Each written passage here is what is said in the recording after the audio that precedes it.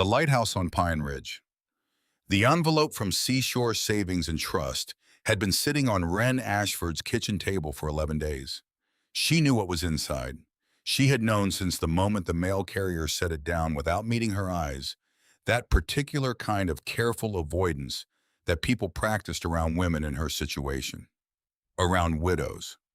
Around women whose houses were slowly being reclaimed by institutions that had no memory of the life lived inside them. 60 days. That was what the letter would say.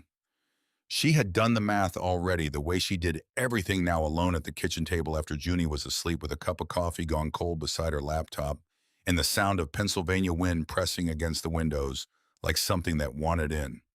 She didn't open it. Not that morning. Not yet. That morning she had a funeral to get to. Wren stood in the doorway of Junie's bedroom at 7:45, watching her 8-year-old daughter struggle with the buttons on a black dress. Small fingers.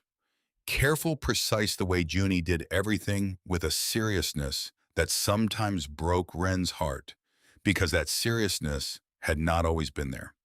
It had arrived the same week Everett did not come home from the Dalton manufacturing plant 2 years ago, and it had never fully left. The dress was the one Junie had worn to her father's funeral. It fit differently now. The hem that had fallen to her knees then barely reached mid-thigh. The sleeves that had needed rolling now ended at exactly the right place. Junie had grown 2 inches in grief, 2 inches in the particular silence that settles over a house when the person who filled it most is suddenly permanently gone. "Is this the right one?" Junie asked, looking up. "For great-grandma Dot." Wren crossed the room and knelt in front of her daughter. She fixed the top button, the one Junie's fingers kept slipping on. She smoothed the collar. "It's perfect, sweetheart." Junie's blue eyes. Everett's eyes, the specific shade of pale gray blue that had made Wren fall in love with him in the parking lot of a hardware store 11 years ago, searched her mother's face with that old soul precision that had no business being in an 8-year-old. "Is great-grandma Dot going to be gone forever like Dad?" The question landed the way those questions always did, quietly, without warning, like a stone dropped into still water, the ripples moving outward through everything. Wren pulled her daughter close. She breathed in the smell of strawberry shampoo and the faint sweetness of the lavender soap she'd ordered from a small shop in Vermont, because Junie had loved the smell of it, and Wren had decided sometime in the months after Everett died that she would say yes to every small, beautiful thing she still could. "Yes, honey, but just like with Dad, we keep her with us, right here." She pressed her palm gently against Junie's chest. "That's where people go when they love us. That's how they stay." Junie considered this with the gravity of a much older person. Then she nodded once, the way she did when she had decided to accept something, even if she didn't fully understand it. "Okay," she said. "I'm ready." The drive to Millhaven Memorial Gardens took them through the full length of Grover's Creek, a town that had never quite decided what it wanted to be. Small enough that everyone knew the Ashford name, or more precisely, knew the Hale name, which was the name that mattered in this particular corner of western Pennsylvania. The Hales had been here for 4 generations. They had money the way old families had money, quietly, structurally woven into property and influence, and the particular confidence of people who had never had to wonder whether there would be enough. Everett Ashford had not been that kind of person. He had been a mechanic with good hands and a laugh that filled rooms, and an absolute inability to pretend he was impressed by things that didn't impress him. Wren had loved that about him, with a fierceness that still sometimes caught her off guard, the way she would be doing something ordinary, folding laundry or waiting for water to boil, and the love would come for him like a physical thing, followed immediately by the knowledge that it had nowhere to go anymore. The Hale family had tolerated Everett. That was the most accurate word. Dorothea had loved him genuinely in the quiet and certain way she loved things she recognized as true. But Warren and Sylvia Dorothea's son and daughter, Wren's great-uncle and great-aunt, by the family's loose reckoning, had merely tolerated him.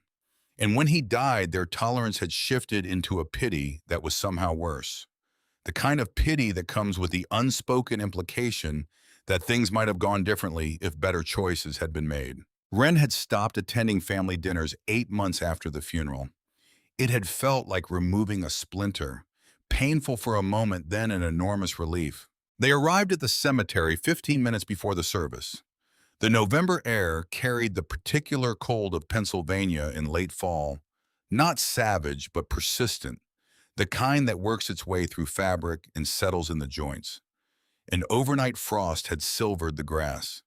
Ancient oaks cast long shadows across the headstones, the last of their leaves letting go, in the slow spiraling way of things that have held on as long as they possibly can. Wren saw Warren and Sylvia immediately. They were standing near the canopy erected over the freshly turned earth of Dorothea's plot, surrounded by a cluster of relatives Wren recognized mostly from photographs. Warren was in a charcoal overcoat that cost more than Wren's monthly mortgage payment. Sylvia wore a structured black jacket and the expression of a woman who had spent considerable time arranging her face into the correct combination of grief and composure. Warren noticed them first. He said something low to Sylvia, who glanced over and then quickly away. Wren kept walking. She caught fragments of conversation as they approached, the careful kind not quite whispered, calibrated to be audible without being technically said to someone's face. Warren's voice, low and satisfied, heard she hasn't even been out to see the property yet. Sylvia's murmur in response, something Wren didn't catch. Then Warren again, the words landing with the particular precision of things said for an audience, the lighthouse of all things. Mother always did have a sense of humor. Wren gripped Uni's hand a little tighter. Uni squeezed back, which meant she had heard too, and was choosing not to say anything about it, which was somehow the most adult thing Wren had witnessed in a very long time. The service was brief and impersonal in the way of services for very old women who have outlived most of the people who truly knew them. A pastor who had met Dorothea exactly twice spoke about eternal rest and God's mercy and the beauty of a life fully lived. Distant cousins dabbed at dry eyes. Someone's husband checked his phone twice during the reading. Wren stood at the edge of the gathering with Uni pressed against her side and thought about the Dorothea she had actually known. Not the woman being eulogized, the abstracted, soft-focus version assembled for public consumption, but the real one. The woman who knew the name of every bird she had ever seen and could identify them by call alone. The woman who smelled permanently of peppermint and old paper. The woman who had looked at Everett Ashford the very first time Wren brought him to Sunday dinner and said quietly to Wren afterward that one knows what matters. Don't let him go. She had not let him go. Life had taken him anyway. Dorothea at 92 had been the last person alive who had known Wren's grandmother and her grandmother's mother and the man who had built the family's strange and stubborn foothold in western Pennsylvania from nothing but iron will and the particular clarity of someone who has seen war and survived it. Wren had listened to those stories at Dorothea's kitchen table every Sunday for 10 years. She had drunk weak tea and eaten shortbread biscuits and heard about Edmund Hale, Dorothea's father, the way children hear myths. Something enormous and distant and true all at once. Now Dorothea was gone, and Wren was the only one left who had listened. The reading of the will took place at the offices of Whitmore and Associates on the second floor of Grover's Creek's oldest commercial building, a red brick structure from 1887 that smelled of furniture polish and the particular dustiness of documents kept for longer than most people lived. Harrison Whitmore himself conducted the reading, a thin, white-haired man with a gentle manner and glasses that he kept pushing back up his nose with one finger, a gesture so habitual it seemed to happen independently of his attention. The conference room held them all. Warren and Sylvia at the head of the table, their respective attorneys seated just behind them like chess pieces in reserve, a scattering of cousins and family associates along the sides. Wren and Uni at the far end, Uni with a small notebook and a set of colored pencils that Wren had brought specifically for this purpose, to give her daughter something to do with her hands so she wouldn't have to sit with the weight of the room pressing on her.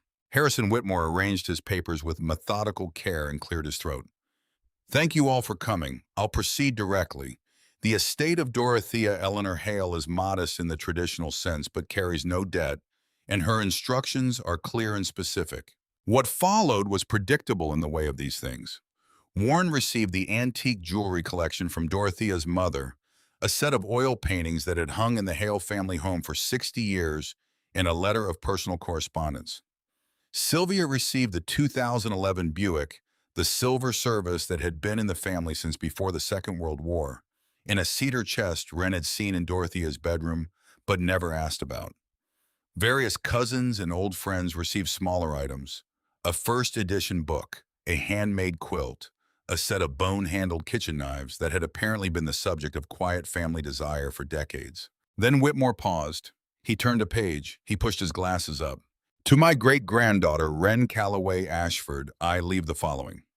The Hale property, located at 156 Pine Ridge Road, Grovers Creek, Pennsylvania, commonly known as the Hale Lighthouse, along with all contents therein, all structures on the property, and all associated land to the full extent recorded in deed. Transfer requires payment of $1 in all property taxes through the end of the current year, which have been paid in full. The room went still. Then Warren made a sound. It was not quite a laugh. It was the sound of someone who had expected a particular outcome so completely that its confirmation produced something almost like amusement, the private satisfaction of a man who has arranged a board game in his favor and is watching the other player discover it. The Lighthouse, Sylvia said. Her voice was carefully neutral. Of course she did. Wren sat very still. She was aware of Uni looking up from her notebook. She was aware of Warren's attorney leaning close to say something in Warren's ear. She was aware of every person in the room recalibrating their understanding of what this moment meant, most of them arriving at some version of worthless. A crumbling property on an overgrown road. A strange old structure that no one had ever quite known what to do with. A consolation prize dressed up as inheritance. Sylvia caught Wren's eye across the table. For a fraction of a second, something moved across her face. Something complicated, neither pity nor satisfaction. Something older than either. Then she looked away. Whatever it was, she swallowed it along with everything else. Mrs. Ashford. Whitmore's voice was gentle. He slid a cream-colored envelope across the table toward her. Your great-grandmother asked that I give you this privately following the reading. She was specific about the timing. Wren picked it up with both hands. Her name was written on the front in Dorothea's handwriting, the elegant, slightly trembling script of a woman in her 90s who had once had perfect penmanship and refused to let age take it from her entirely. The envelope felt heavier than paper had any right to feel. Is there anything further? Warren's voice was smooth, professional, the voice of a man for whom impatience was a luxury he could afford to express. Some of us have prior commitments. Whitmore shook his head.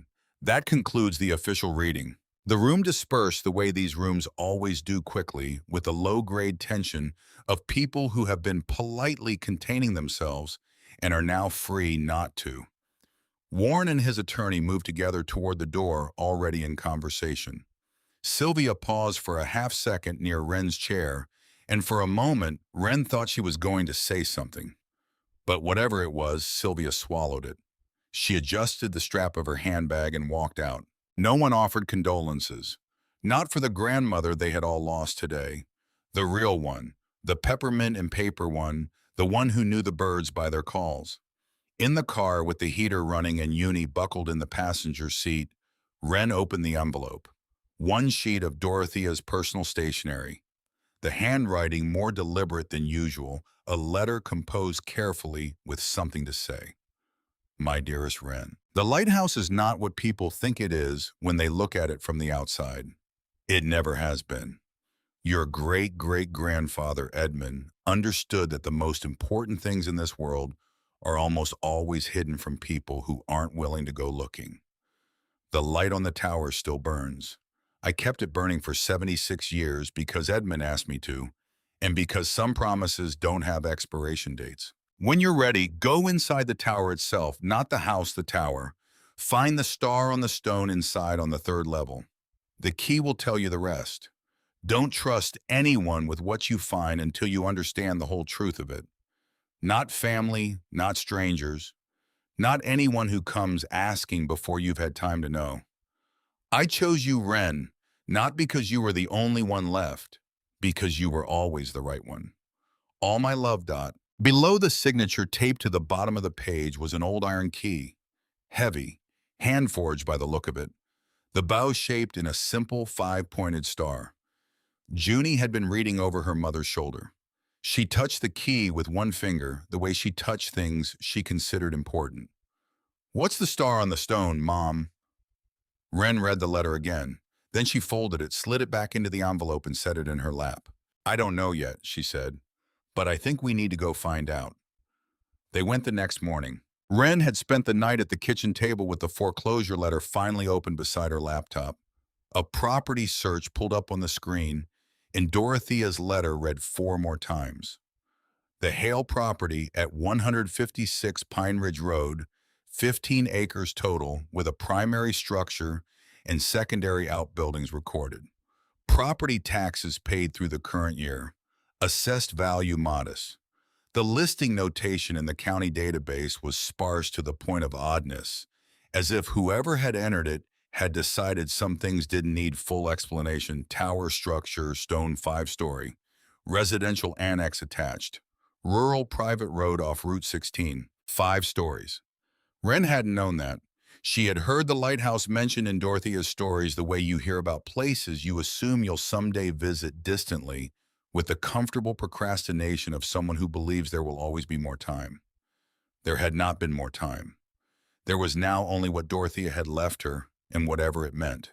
She packed the way a woman packs when she has learned not to assume things will go smoothly. Overnight bag for herself in uni flashlights.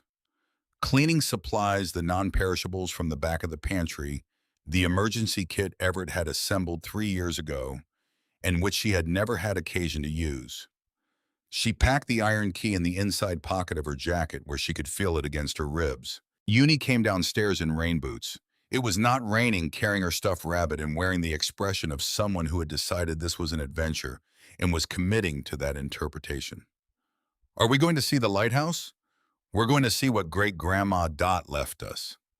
"Is it actually a lighthouse, like with the spinning light?" "I think so." Uni considered this with the intensity she brought to things that required updating her understanding of the world. "But there's no ocean near here." "No," Wren said. "There isn't." Junie sat with that for a moment. Then, "That's really weird, Mom." "I know. I kind of love it." The drive took 40 minutes.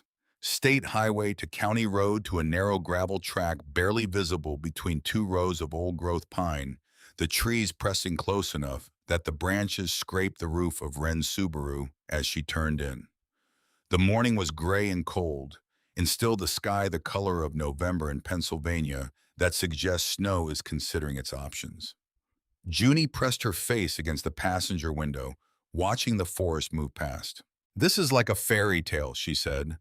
"The ones where the magic is hidden somewhere nobody thinks to look." The gravel road climbed for a quarter mile and then the trees opened. Wren stopped the car. For a long moment, neither of them said anything. The Hale Lighthouse stood on the crest of the hill in the clearing ahead, and it was nothing like anything Wren had imagined. She had pictured something small and eccentric, a folly, maybe the project of an unusual man's unusual grief. She had not pictured this. The tower was white stone, or had been. Once age had worked it toward a pale gray cream, the color of old bone, in good light. 5 full stories cylindrical, perhaps 30 feet in diameter at the base, tapering slightly toward the iron-railed gallery that circled the lamp room at the top. The lamp room itself was glassed and the panes dark from the outside but intact. The tower had been built with care, not the rough care of improvisation, but the precise, patient care of a man who had decided this structure would stand for 100 years and had built accordingly. Along the tower's base, a single-story stone house extended outward, the residential annex the county database had mentioned. Low roof solid, its windows grimy but unbroken, its heavy wooden door facing the clearing. Above the door, lintel carved directly into the stone, 2 words and a date: Hale, 1898. Which meant the land had been in the family since before Edmund, before the war. The original Hale who had claimed this hilltop had done so in the century before, and Edmund had simply been the one who built something on it that could be seen from miles away. On the iron gate that stood across the gravel path leading to the front door, someone Dorothea most likely, or Edmund himself, had tied a piece of faded blue ribbon. It moved in the morning wind, and above at the top of the tower in the gray November morning light the lamp pulsed. Slowly, regularly. A low rhythmic flash, barely visible in daylight, but unmistakable once you'd seen it. On, off. Not a malfunction, not a reflection. A deliberate operational light running on something, a battery system, a generator, some mechanism that had been maintained and was still somehow functioning. Junie's voice, when it came, was barely above a whisper. "Mom, why is there a lighthouse in the middle of the forest?"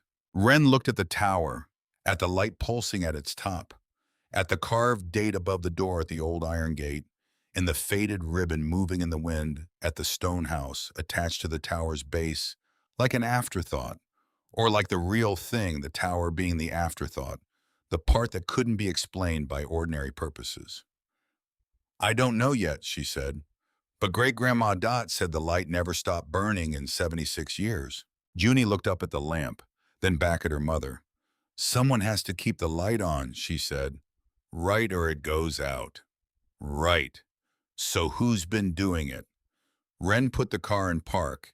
She picked up the iron key from the console where she'd set it when she got in. She felt its weight, the 5 points of the star worked into the bow. "Let's go find out." The iron key opened the gate. The gate opened to a flagstone path. The path led to the front door of the stone house, a heavy oak door, iron-banded with a lock that turned more easily than it had any right to given its age, as though it had been recently oiled, as though someone had known they were coming. Inside darkness, first, and then, as Wren's eyes adjusted, the shapes of a life kept in amber. The main room of the stone house was dominated by a fireplace large enough to stand in, built from the same pale stone as the tower. The furniture was old, a leather sofa worn to the softness of something that has been sat on 10,000 times, 2 armchairs flanking the fireplace, a dining table with 4 mismatched chairs. Everything was blanketed in dust, a soft gray layer that caught the light from the dirty windows and made the room feel simultaneously abandoned and preserved, like a place that had been waiting rather than dying. Wren found a light switch. Nothing happened. The main electricity was disconnected. She pulled a flashlight from her bag and swept the beam around the room. On the mantelpiece above the fireplace in neat rows, a collection of framed photographs. She crossed the room and studied them, the flashlight moving slowly from left to right. Edmund Hale as a young man, not in uniform here, but in work clothes, standing in front of the tower's stone base with a trowel in his hand, and the expression of someone in the middle of building something they intend to finish. Beside it, Edmund in uniform, the formal portrait style of World War II military photography, his face serious and young and already carrying something. Dorothea as a girl of maybe 8 or 9, standing on the front step of this very house, squinting against bright summer light. Dorothea and a man Wren didn't recognize, her husband James, who had died before Wren was old enough to remember him. And then, at the far right end of the row, a photograph that stopped Wren's breath for a moment. Wren and Everett, their wedding day. Standing in front of the small chapel in Millhaven, Everett's hand on the small of her back, both of them laughing at something just off camera. Wren had never seen this particular photograph before. It must have been taken by someone she'd forgotten to thank, and somehow, at some point, a copy had found its way to Dorothea, who had placed it here on this mantelpiece in this room that no one else had visited in years. Dorothea had been keeping them in the family story, even when the rest of the family hadn't. Junie had moved to the fireplace and was studying the photographs with that careful cataloging attention she brought to things. She touched the edge of Edmund's frame lightly. "Is this great-great-grandpa Edmund?" "Yes." "He built the lighthouse?" "Yes, after the war." Junie looked at the photograph for a long moment. He looks like someone who was thinking about something serious all the time. Wren looked at Edmund's face, the photograph of him in uniform, the youth, and the weight in it, simultaneously. I think he was, she said. I think that was the point. They spent the rest of the morning in the house opening windows, despite the cold, finding a generator in the shed behind the tower and getting it running after 3 attempts and 2 bruised knuckles. The refrigerator hummed back to life. The electric range sparked and lit. A landline in the kitchen turned out to be long disconnected and cell service was non-existent, this deep in the pines, which meant Wren's phone was useful only for its camera and its flashlight function. She discovered a spot in the upper clearing just beyond the gate where the elevation and the gap in the tree canopy occasionally allowed a weak signal. She would learn to use that spot strategically in the days ahead, making calls from it, the way you use a window on a cloudy day, quickly and gratefully when the condition presented itself. They found 2 bedrooms in the back of the house, the larger one with a full bed and a handmade quilt in deep greens and browns, the smaller one with 2 narrow beds under quilts in a pattern of stars and a bathroom that had been updated sometime in the 1990s, practical and plain. Evidence that Dorothea had kept the house functional through the years, even if she'd stopped coming regularly. A place maintained against the possibility of return. That afternoon, Wren made a fire in the main room and they ate sandwiches from the cooler she'd packed. And Uni drew in her notebook while the fire moved, and Wren read Dorothea's letter again, the parts about the tower. Find the star on the stone inside on the 3rd level. Can we look now? Junie asked without looking up from her drawing. For the star tomorrow, Wren said. Better light tomorrow. What do you think it does? Wren considered the iron key in her hand, the 5-pointed star of the bow catching the firelight. I think it opens something, she said. I think Great-Grandma Dot hid something important and she left us what we need to find it. Uni drew a star in her notebook. 5 careful points. She looked at it for a moment and then looked at the key. Like a treasure map, she said. Something like that, except real. Yes, Wren said. Exactly like that, except real. The night sounds of the forest came in through the walls, wind in the high branches, the occasional percussion of a dead limb settling. Wren banked the fire and put Junie to bed in the star quilt room and sat in the main room in the dark for a while. The iron key on the table in front of her, thinking about Edmund Hale, and what it meant to build a lighthouse where no ship would ever need one. He had come home from the war in 1945. That much Dorothea had told her. He had come home changed in the way that men came home from that particular war, carrying something that had no name in the language available to him. He had spent the next 3 years building a lighthouse on a hill in the Pennsylvania forest, 5 stories of pale stone with a lamp at the top that he had lit and kept burning. He had begun collecting objects, coins, medals, documents, buttons, letters from people who had been where he had been, who had lost who he had lost, or who had simply been present at the places where history had broken open and spilled something irretrievable. He had done all of this without explaining himself very much. Dorothea had said that was the family trait, we do things, and then we let them speak for themselves, but Wren suspected it was something more specific than that. She suspected Edmund had understood that some things cannot be explained. They can only be preserved. She was almost asleep in the armchair when she heard it. Footsteps on the gravel outside, slow, deliberate. Not the random pattern of an animal. The regular, careful weight of a person trying not to make noise and not quite succeeding. Wren came fully awake between one breath and the next. She didn't move immediately. She sat very still and listened. The footsteps circled the perimeter of the house. She tracked them by the crunch of gravel, giving way to the silence of the flagstone path, and then the crunch again. Someone making a circuit. Someone measuring something or checking something or looking for a way in. Then the sound changed, a metallic scraping at the window nearest the back of the house. Not the wind, not a branch. The specific sound of something being worked against a frame, a tool, a blade, a pry bar.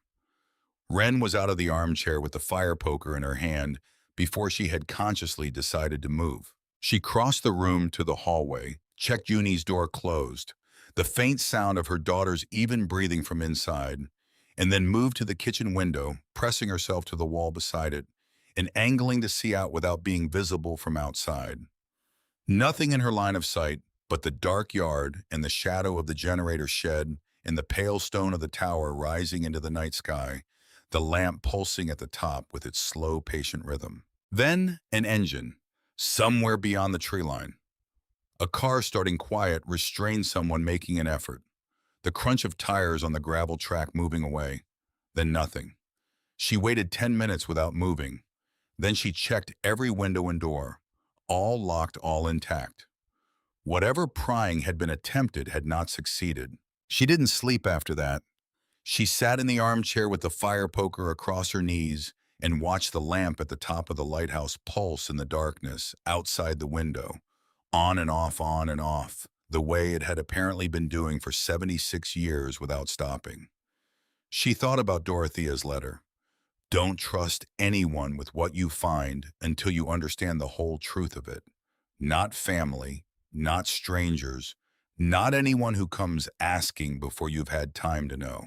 Someone had been here tonight. Someone who had known they were here. Someone who had come in the dark and tried the windows before deciding to retreat. Whatever Edmund Hale had hidden under this lighthouse, it was not a secret anymore. Not entirely. And that meant Wren had less time than she'd thought. Morning came clean and cold and full of birds. Junie appeared in the kitchen doorway in her socks and sleep-tangled hair, with the stuffed rabbit under one arm and the expression of someone who had slept deeply and well and was ready for whatever came next. Can we look for the star now? Wren had coffee on the camp stove she'd brought and granola bars on the table and the iron key in her hand. Yes, she said, we can look for the star now. The tower's entrance was a heavy iron door set into the base separate from the house, connected by a short stone passage, but distinctly its own space, its own threshold. Wren unlocked it with the iron key. The door swung inward without resistance on hinges that had been oiled recently, and the smell came out to meet them, stone and age, in something mineral and clean like the inside of a well. The interior of the tower was a single circular room at each level, connected by a wooden staircase that spiraled around the inner wall, the stairs tight and steep, the wood darkened by decades of use but solid beneath their feet. Small windows at each landing admitted wedges of morning light. At each level, the walls were plain stone except for small iron brackets where lanterns had once hung. On the second level, Wren noticed something she filed away for later along the inner wall, partially obscured by the dust and shadow of the staircase.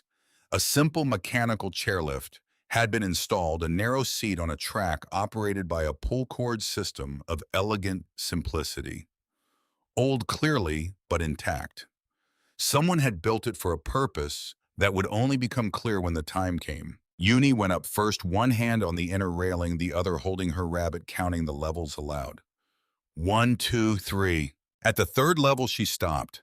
The landing here was slightly wider than the others, a small circular room with a single north-facing window that looked out over the forest toward a ridge maybe 2 miles distant. The view from up here was different from anything visible below. You could see the land, the lay of it, the way the ridge folded back on itself, and the valley sat between the hills like a cupped hand. But it was the wall that Uni was looking at. Set into the stone of the east wall between two of the iron bracket holders was a carved stone panel approximately 2 feet square.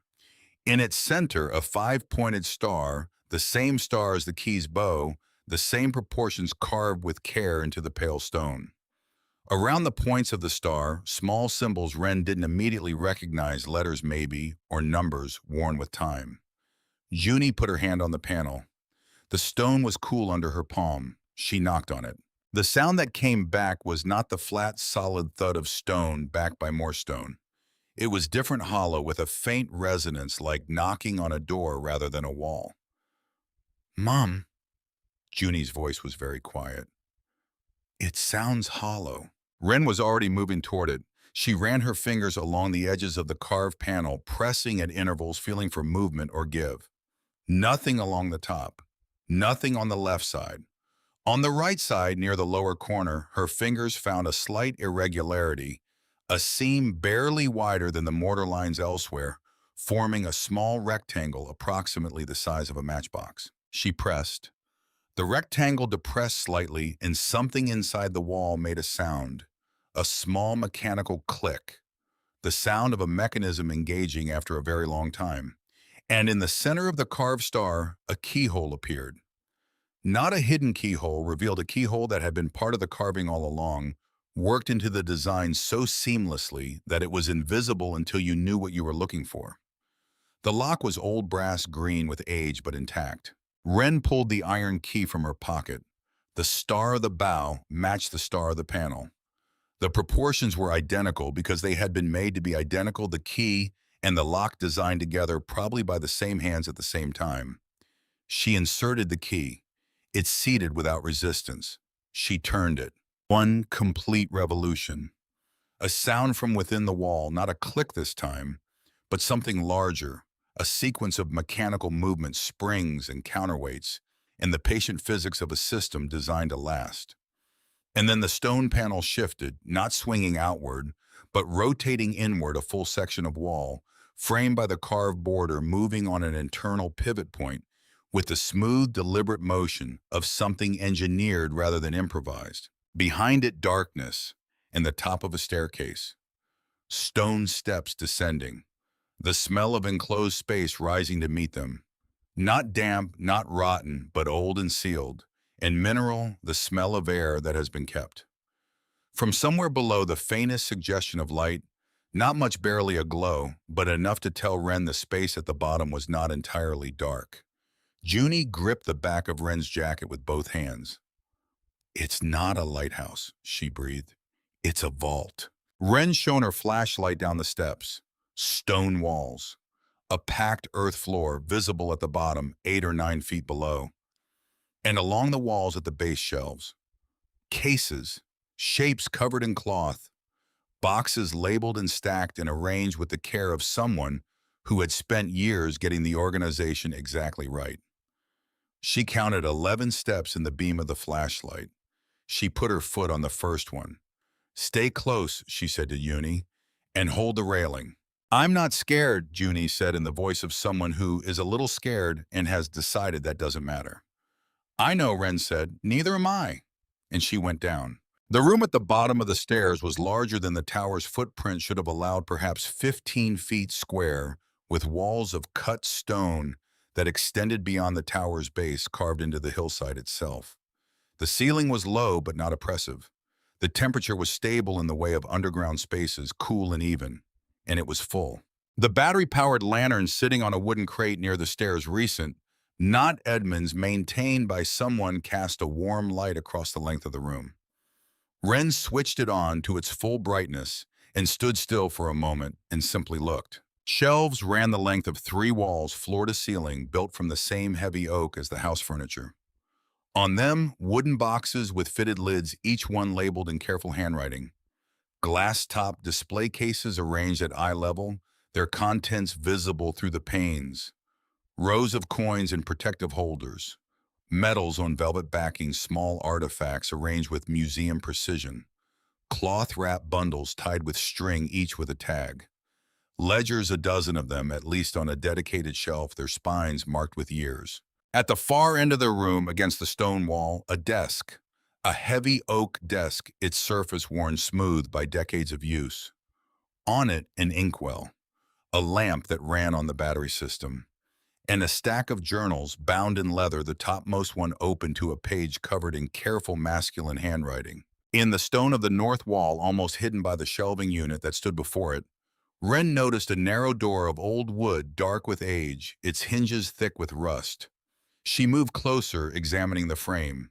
The door opened inward. She pressed her fingers against it gently. The wood was swollen with time and did not give, but she could feel from the hollow weight of its resistance that there was space beyond it. Not a wall, a passage. She filed this away carefully, the way she was learning to file things at Pine Ridge, not urgent, but not forgotten. Wren crossed the main room to the nearest display case and bent to look through the glass. Coins, American and foreign both. She recognized the profile of Mercury on the old dimes, the torch of the Standing Liberty Quarter. Others she didn't recognize: French francs, German marks, British florins, each one in its protective holder, each holder with a small handwritten tag.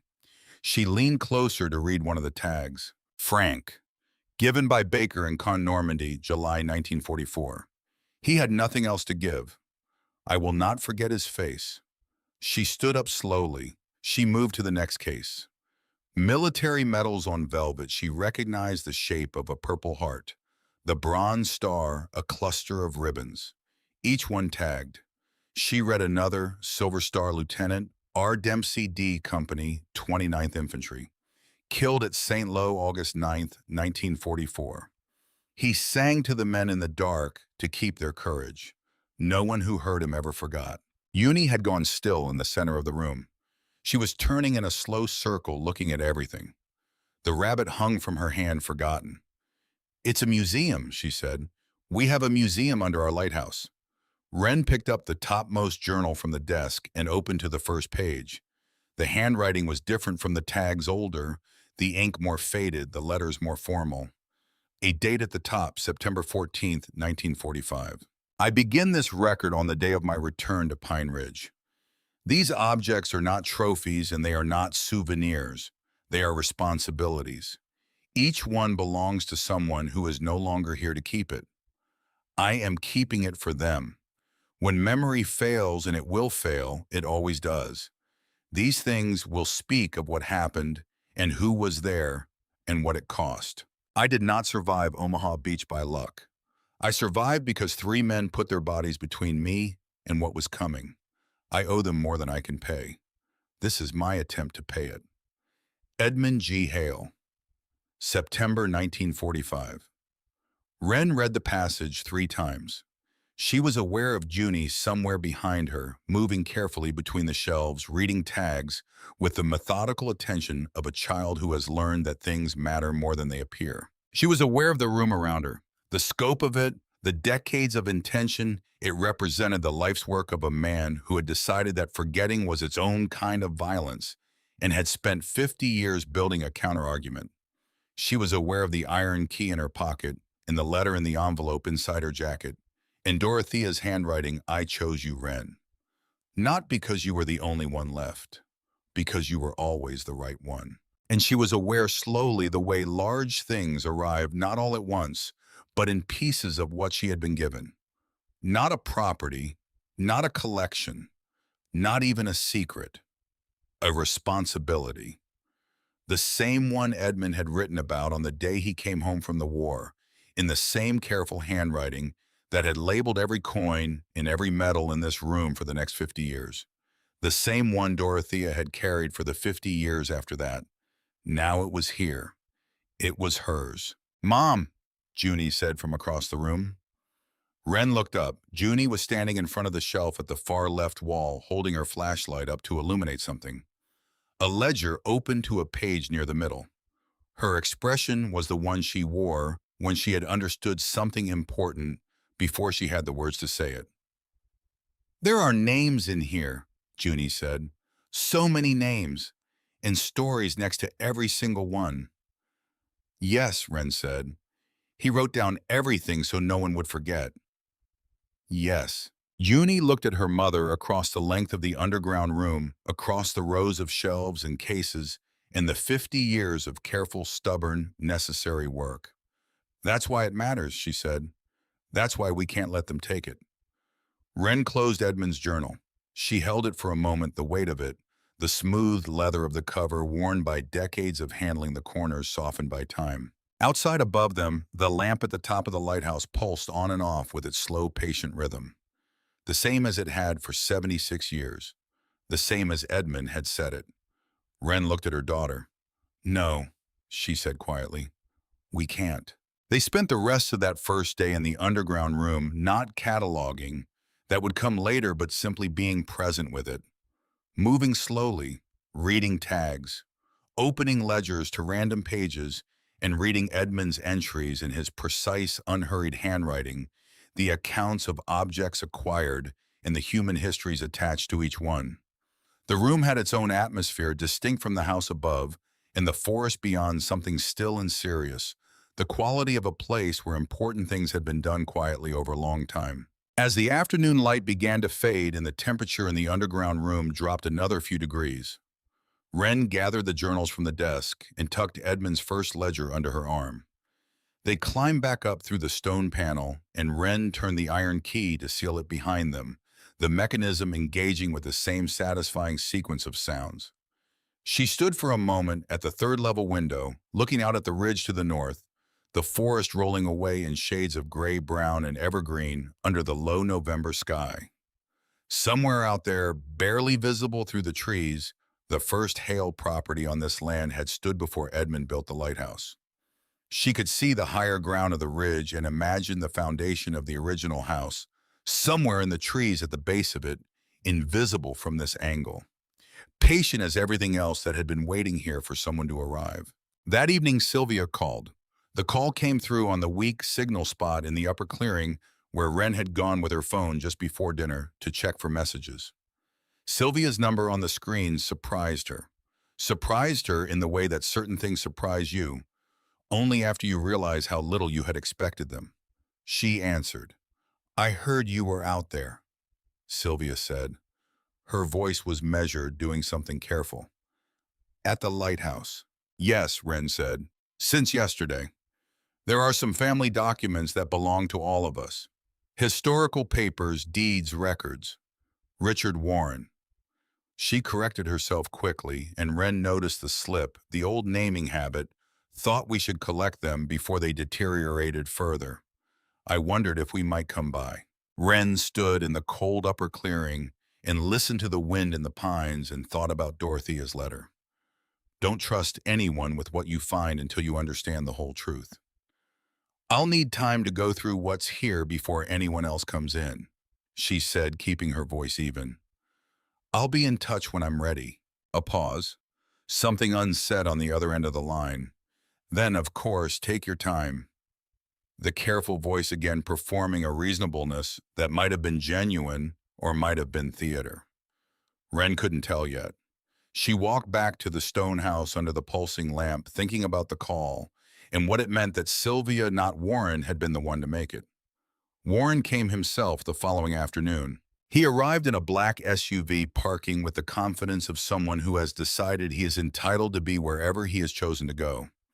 He stepped out in a jacket that was slightly too good for the weather and walked up the flagstone path with the expression of a man conducting a reasonable errand. Wren was on the front step before he reached the door.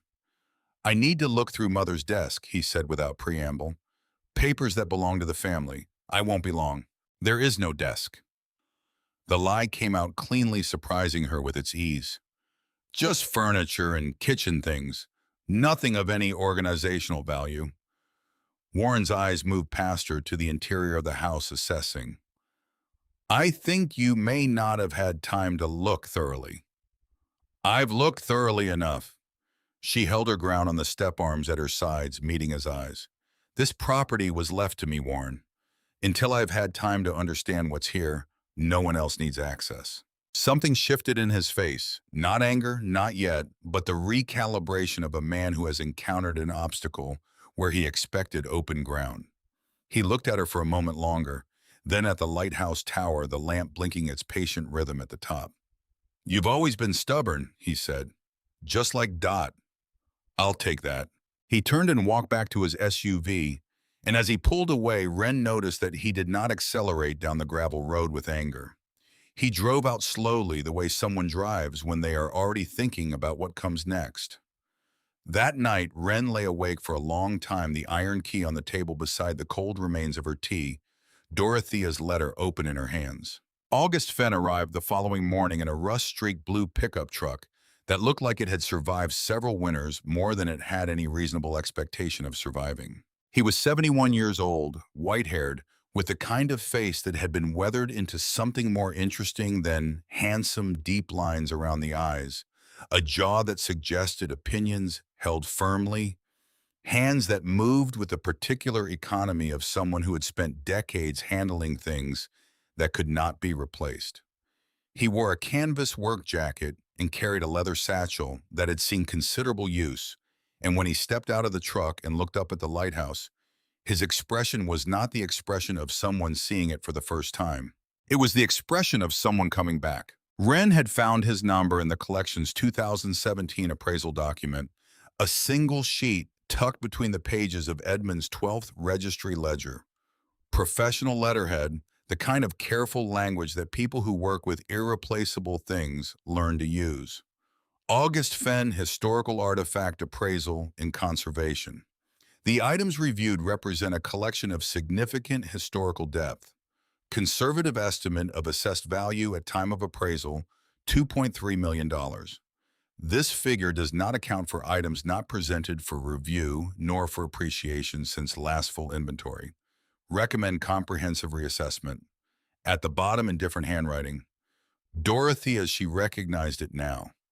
August says full collection likely approaching 2.5, with undocumented pieces possibly higher. I told him I don't care about the number. He said he knows. That's why he keeps coming back. She had called him from the signal spot in the upper clearing.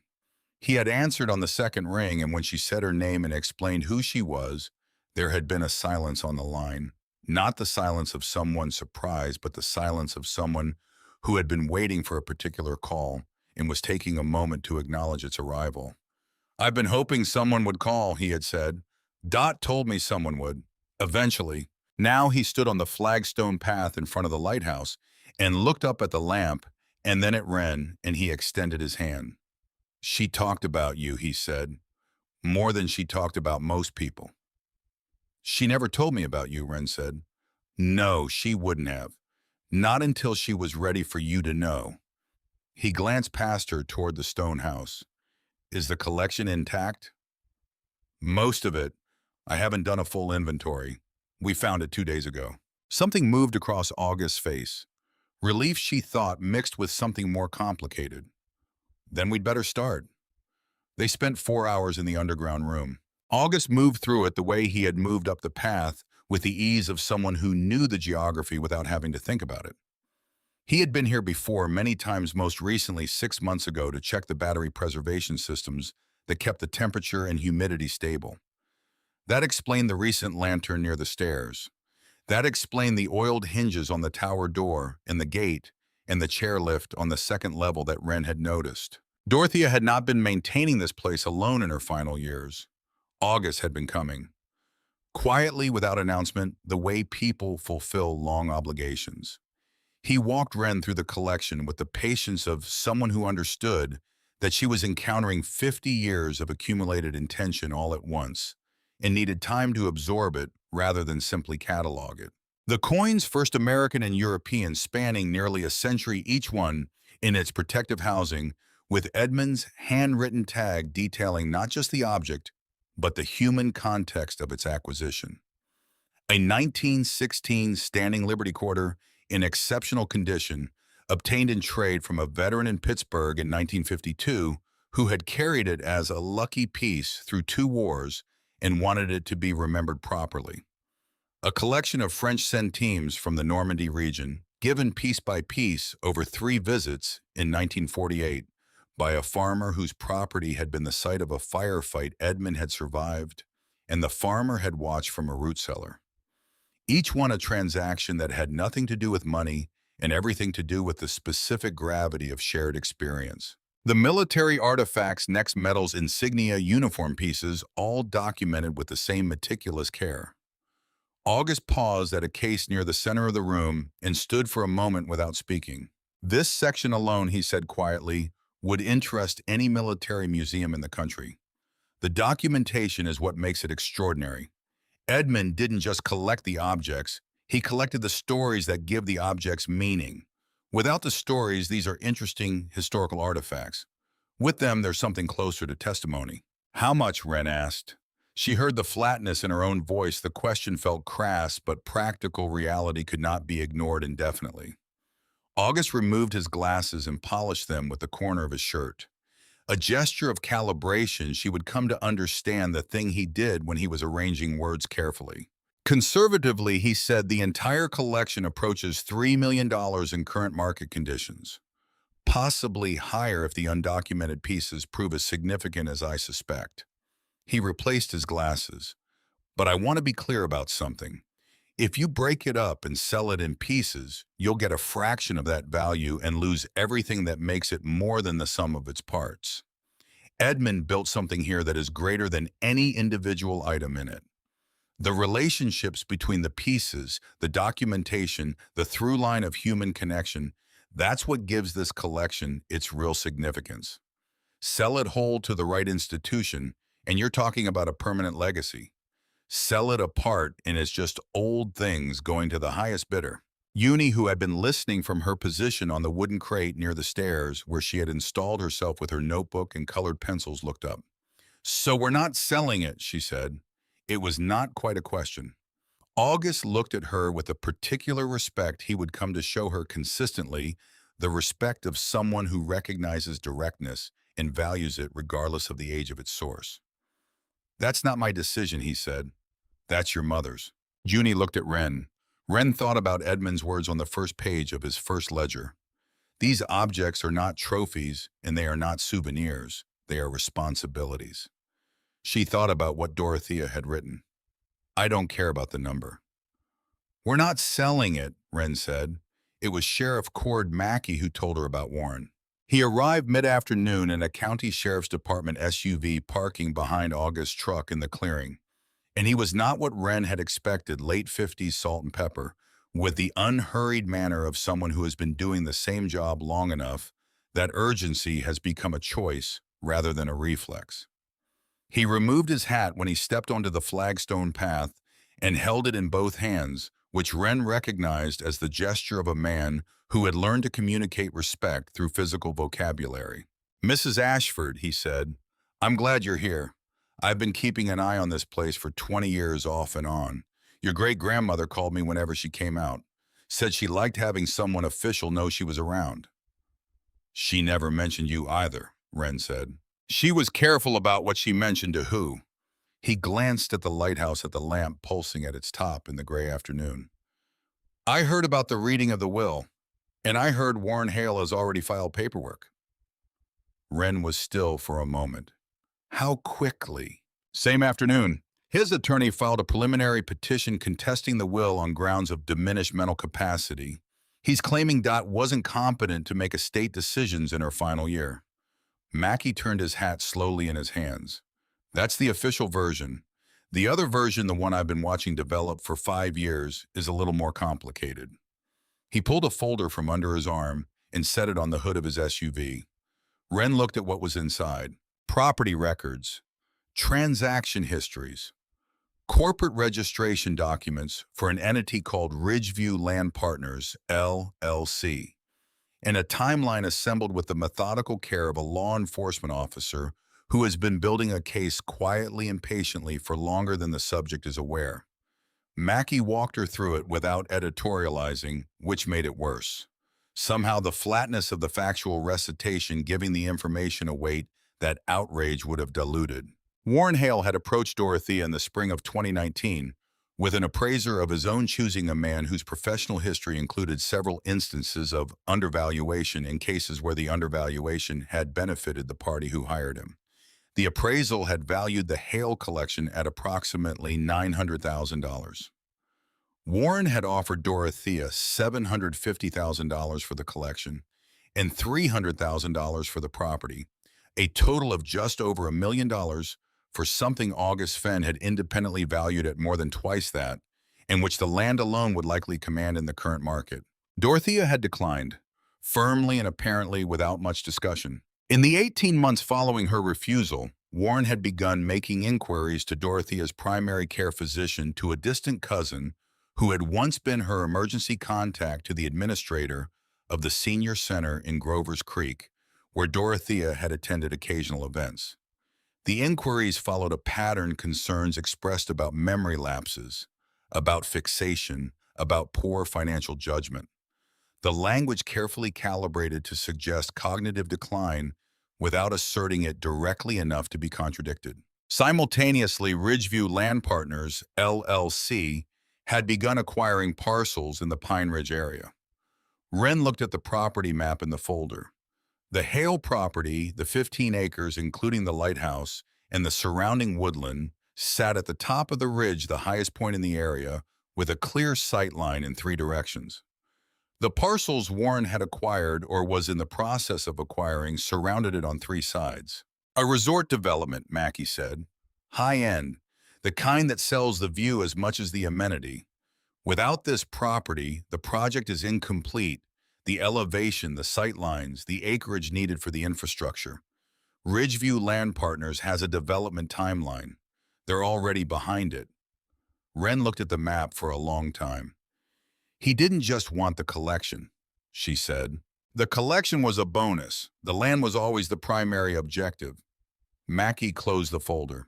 The will contest is a legal avenue, but Warren doesn't strike me as someone who only plays one angle. She thought about the footsteps on the gravel the night before Warren's first visit, the scraping at the window, the car starting in the distance and moving quietly away. Someone came here the night we arrived, she said. At night, tried the windows. Mackey's expression didn't change, but something in it settled the confirmation of a suspicion he had already held.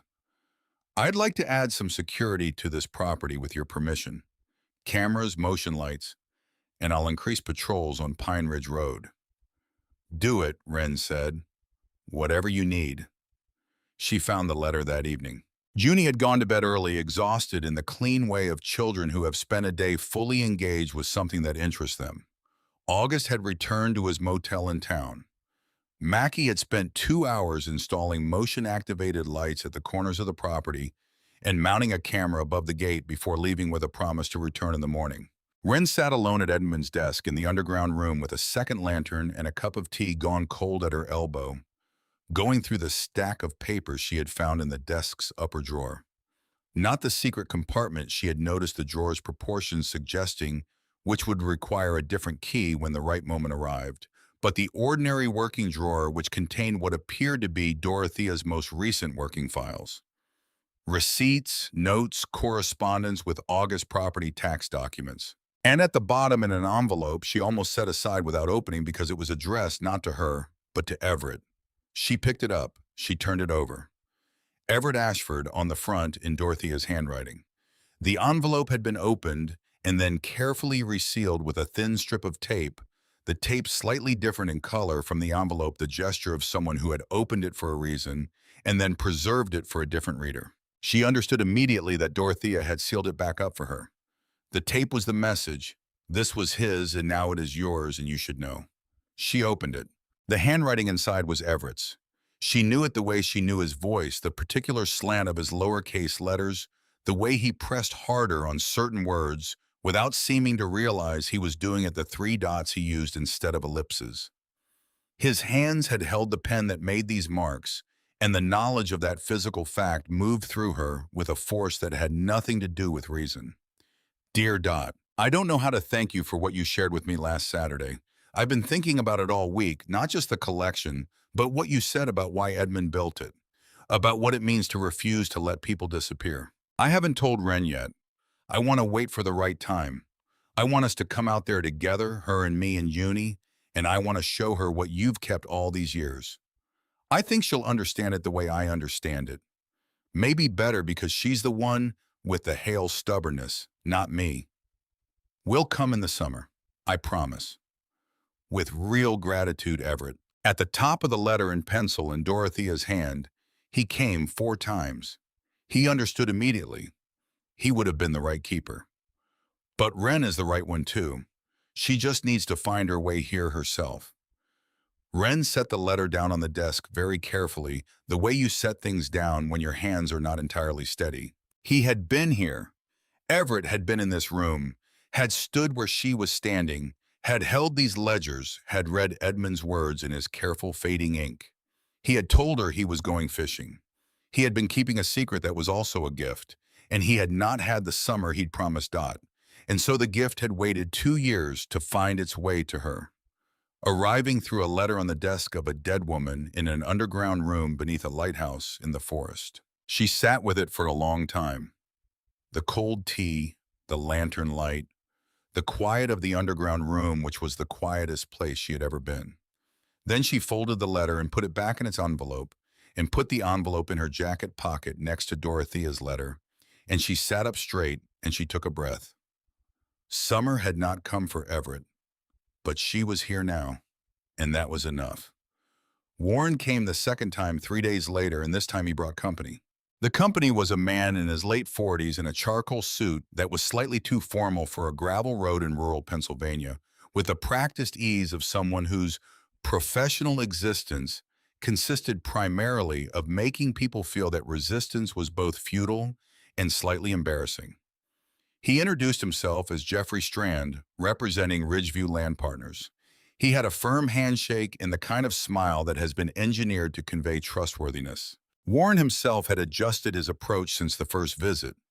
The forced pleasantness of before had been replaced with something more direct, not hostile yet, but honest, in the way of a man who has decided that pretense costs more than it's worth at this stage.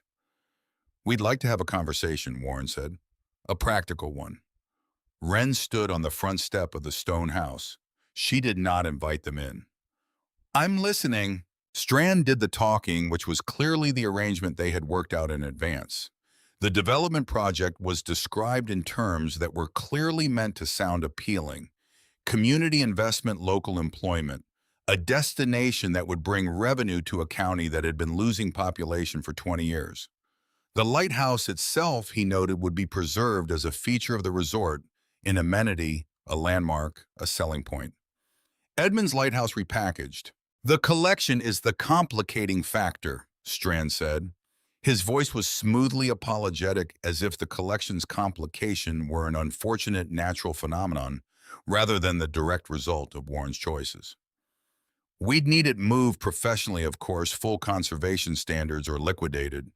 There are buyers for collections of this kind. We could facilitate introductions." "I'd like to make you an offer," Warren said when Strand had finished. He named a number. "For the property, for the collection separately, for the totality of what Dorothea had left Wren, reduced to a figure spoken in a gravel clearing on a November afternoon."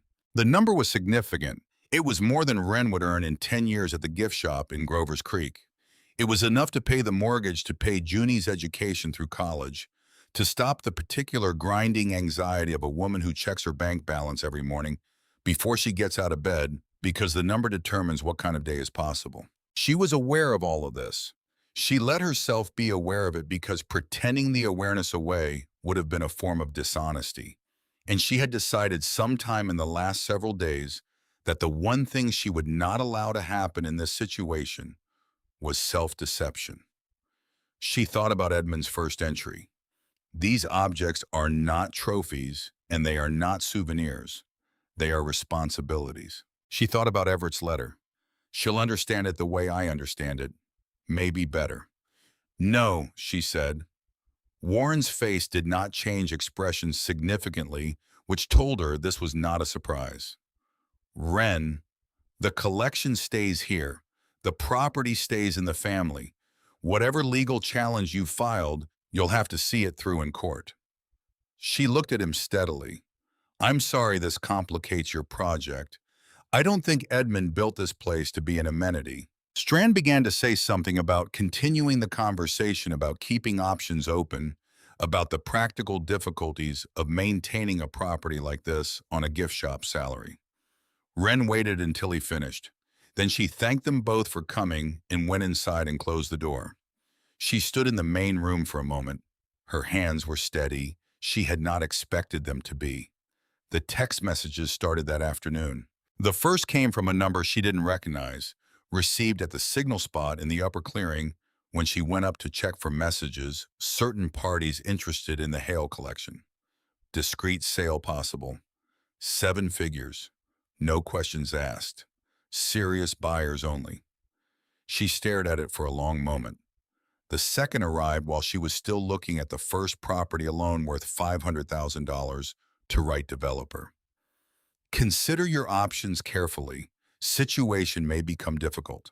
She photographed both messages and called Mackie from the signal spot. He drove out within the hour, documented everything, told her the language of the second message was standard intimidation and not technically a threat, but that the timing was not coincidental and that she should save everything and change nothing. This is coordinated, he said. The will contest is a legal front. The texts are pressure from a different direction. Someone is trying to make you feel surrounded. Are they wrong? Wren asked. Mackie considered this with the honesty she had come to appreciate in him. No, he said, which means we need to move faster on the legal protections. He had already been in contact with an attorney, Priscilla Oakes, who practiced estate and historic preservation law in Pittsburgh and came with August's recommendation. Priscilla was driving out tomorrow. That night, Wren lay awake in the main room with the fire going low and the iron key on the table beside her and Dorothea's letter in her hand, read for what felt like the 100th time. The lamp at the top of the lighthouse pulsed outside the window. The forest pressed close and quiet. At 11:47, by the clock on the kitchen wall, the motion light above the gate blazed on. Wren was out of the bed she'd made on the sofa before the light had been on for 3 seconds. She went to the window without turning on any lights inside. Two shapes at the gate, one working at the lock with something metallic, the other standing back and watching the tree line. One of them was young, moving with the impatience of someone not accustomed to waiting. The gate clicked open. Wren went down the hallway to Junie's room. She put her hand on her daughter's shoulder and pressed gently once, and Junie came awake with the quick, alert wakefulness of a child who has already learned that nighttime interruptions are sometimes serious. "Someone's outside," Wren said, her voice barely moving the air between them. "We're going to be very quiet and go somewhere safe." Junie sat up. She looked at her mother in the dark with those pale blue eyes that saw more than they were supposed to. She nodded once, reached for the stuffed rabbit on the pillow beside her, and stood up without making a sound. Wren led her through the house to the stone passage connecting the main rooms to the tower entrance. She had the iron key in her hand. She unlocked the tower door and they slipped inside, and Wren relocked the door behind them. "Down," she said to Junie, quietly. They descended to the underground room. Wren lit the lantern at its lowest setting enough to see by without being visible through the narrow ventilation slits set high in the stone walls. From above, faint and muffled, the sound of movement in the stone house. The particular acoustic of a search drawer's open furniture shifted the irregular percussion of people looking systematically through spaces. They knew the layout of the house. They knew where to look, which confirmed what Mackie had suggested. Someone had been briefed. Someone with knowledge of the collection's location had told them where to begin. Junie sat against the far wall, her rabbit held against her chest. She was not shaking. She was watching her mother with the focused attention of someone who has decided that paying close attention is the appropriate response to a situation they cannot control. Wren crossed to the narrow door at the north wall. She examined it more carefully than she had before the frame. The hinges, the swollen fit of the wood, and the stone opening. The door opened inward. She pressed her shoulder against it and pushed steadily, applying even pressure rather than force. For a moment, nothing happened. Then something gave the compression of swollen wood finding its limit, and the door moved inward 6 inches, then 12, then enough to step through. Beyond, a passage. Not stone, but packed earth and timber shoring, older than the underground room, rougher, the construction of a different era. A tunnel narrow enough that Wren's shoulders nearly touched both sides, with crude wooden steps, where the floor descended, and low timber crossbeams she had to duck to clear. She understood immediately what this was. Edmund had served in an army that had dug tunnels in France under enemy positions. He had built his lighthouse on a hill in Pennsylvania, with the instincts of a man who had learned that any fortified position worth holding needed more than one way out. This tunnel was not part of the lighthouse's design. It was older, possibly as old as the original stone house built in a different era of American anxiety. But Edmund had known it was there, and he had incorporated it into his thinking, and Dorothea had known, and now Wren knew. "Escape route," she said to Junie. "Your great-great-grandfather built a way out." Junie looked at the tunnel with the expression she reserved for things that confirmed her existing sense of how remarkable the world could be. "Like in the books," she said. "Exactly like in the books," Wren said. "Let's go." The tunnel ran approximately 50 feet on a descending grade before opening into a vertical shaft with iron rungs hammered into the earth wall. Wren went first, testing each rung before committing her weight, Uni following with the rabbit tucked inside her jacket for the climb. At the top of the shaft, a wooden hatch. Wren pressed upward, resistance, something heavy above. She shifted her grip and pressed again harder, and the obstruction moved with a scraping sound, and she pushed the hatch fully open, and cold night air came in from above. She emerged beside the base of an enormous white oak 200 years old, at least its roots spreading across the hillside in a network that had grown to incorporate and conceal the hatch cover, which was now effectively invisible beneath a carpet of dead leaves and the oak's exposed root system. She stood up in the night air and looked back toward the lighthouse. Through the trees 40 or 50 feet away, the stone house windows showed the moving light of handheld flashlights, two sources moving separately through the interior. They had found the tower entrance. She heard the sound of the tower door being worked, and then after a moment breached. They were going up. They would find the star panel. They had been told where to look. She helped Uni out of the hatch and lowered the cover back into place, fitting it under the root network as she had found it. Then she took her daughter's hand and they moved away from the lighthouse, deeper into the property, following the tree line north toward the high part of the ridge. They moved quietly. Uni did not stumble. She matched her mother's pace without complaint, holding the rabbit with one arm and her mother's hand with the other, her breath making small, visible clouds in the cold night air. After 10 minutes of walking, the lighthouse was no longer visible through the trees. Wren stopped. She knelt in front of her daughter. She looked at her daughter's face, at those blue eyes in the darkness, clear and present, and more composed than they had any right to be. "Are you okay?" "Yes," Junie said. "Are we going to the old foundation?" Wren blinked. "How do you know about the old foundation?" "I read about it in one of the ledgers. Edmund wrote about it. He called it the first house." Junie tilted her head slightly, the way she did when she was recalling something precisely. "He said the first house was where it all began. The family, everything.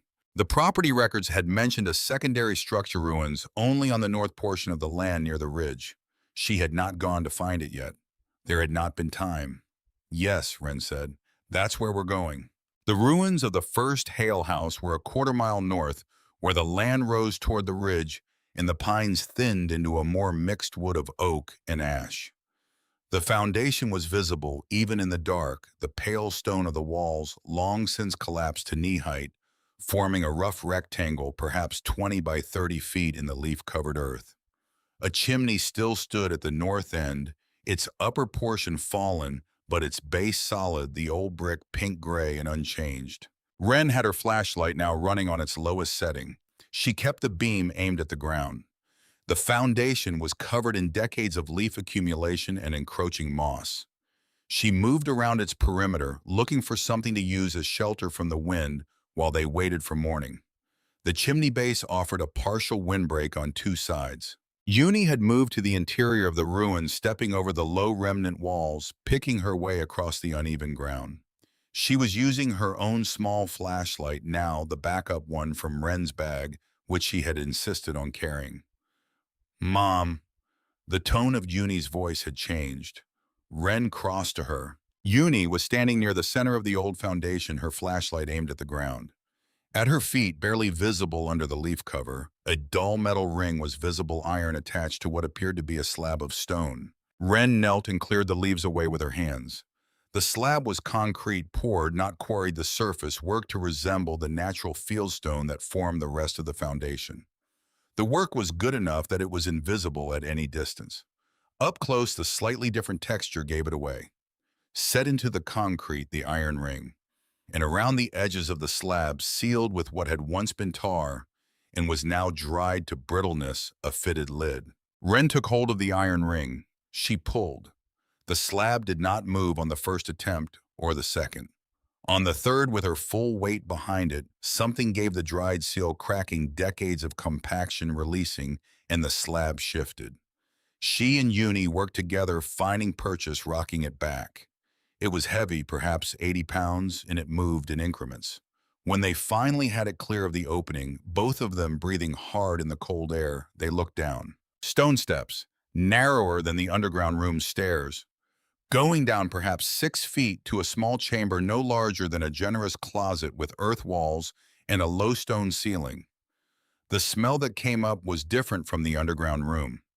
Older, less managed, the smell of something that had been sealed for a very long time. Wren went down first. The chamber was small enough that she could nearly touch both walls simultaneously. But what it contained, even in the limited flashlight beam, even half obscured by decades of settled dust, was clearly not nothing. A military footlocker. Steel olive drab stenciled in white paint that had yellowed but remained legible. Hail E.G., Private 116th Infantry 29th Division. The lock had rusted through. Wren lifted the lid. Inside, wrapped in oilcloth that had preserved them against the damp, a stack of notebooks bound together with a leather strap. A bundle of letters she could see even without reading them. The varied handwriting on the envelopes, some formal, some cramped, some looping, secured with a piece of cotton ribbon faded to almost colorless. And beneath these, folded in what had once been a uniform shirt, a leather case the size of a large book with a small brass clasp that came open with the pressure of one finger. Inside the leather case, in individual cloth pockets, objects arranged with the care of something precious. A purple heart, the ribbon preserved, a bronze star. Dog tags, she read the name Hail Edmund G. And beside them, a photograph, small and square, of a young woman in a summer dress, standing in front of the lighthouse, one hand shading her eyes, smiling. Vivian, Edmund's wife, his reason. And in the final pocket, wrapped separately in a square of cloth that had once been white, something small and round and dense. She unwrapped it carefully. A silver dollar. 1934. On one face, Lady Liberty in profile. On the other, the eagle and the inscription. And across the eagle's surface, a deep gouge, not age, not wear, but impact. The specific deformation of metal that has stopped something moving very fast. She turned it over. On the cloth, a slip of paper. Edmund's handwriting, the ink brown with time, carried over my heart, June 6th, 1944. Omaha Beach. I should have died on that sand. I don't know why I didn't. Every man I've kept in that room above us is why I keep going. They didn't get to. I have to for them. This was something different from the underground room. The underground room held the collection Edmund had built for the world, for history, for memory, for anyone who came looking with the right kind of attention. What was in this footlocker was what Edmund had kept for no one but himself, the record of his own survival, the confession of a man who had not been able to explain why he was alive when others were not, and who had buried that confession at the base of the first house and kept it there for decades, because some things could only be spoken to the earth. Wren sat on the earthen floor of the chamber her great-great-grandfather had built and dug by hand and sealed and left for someone who would understand it, and she held the silver dollar in both hands, and she was very still for a very long time. Junie's voice from above, soft and waiting. "Mom?" "I'm okay," Wren said. "Come down." Junie came down the steps carefully and stood beside her mother in the small earth room. Wren showed her the coin, showed her the note. Junie read it slowly, her lips moving slightly on the harder words. She looked at the coin. She looked at the gouge across its face. "He was almost gone," she said. "And then he wasn't." "Yes. And he spent the rest of his life remembering the ones who were." "Yes." Junie was quiet for a moment.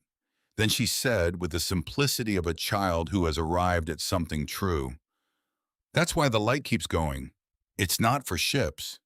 It's so they know he didn't forget." Wren looked at the coin in her palm. The lighthouse above them, in Edmund's underground room, and the miles of countryside around them in the November dark. And Warren and his timelines and his attorneys and his resort plans that would pave over all of this and call it an amenity. She closed her hand around the coin. "We're going to be okay," she said. It was not reassurance. It was decision. "I know," Junie said. She leaned against her mother's shoulder in the small earth room. "I knew that when we drove up and saw the light still going. Someone kept it going." Now it's us. They stayed in the chamber until the first gray light of dawn began to filter down through the open hatch above them. Then Wren carefully repacked Edmund's footlocker, lowered the lid, and helped Uni up the steps and back into the cold November morning. The birds had started. The forest around them was waking up in that incremental way of early light, one sound, then two, then the full accumulating chorus of a world that continues regardless of what happens within it. In the distance through the trees, the lighthouse stood quiet. No lights moved in the windows. Whoever had come in the night was gone. They walked back through the frost-stiffened grass toward the stone house, and as they came out of the tree line and the lighthouse came fully into view, Wren looked up at the lamp at its top, still pulsing, on and off, slow and steady and patient. She had made a promise to herself in the earth room at the first house, or perhaps Everett had made it first, and she was only keeping it now the way you keep a promise made by someone who loved you and could not be here to see it through. The light would keep going. Whatever came next, the attorneys in the courtrooms and the legal machinery Warren had assembled, the light would keep going. Edmund had ensured that in the mechanisms he had built and the instructions he had left. Wren intended to ensure it in the only way that finally mattered, by being here, by staying.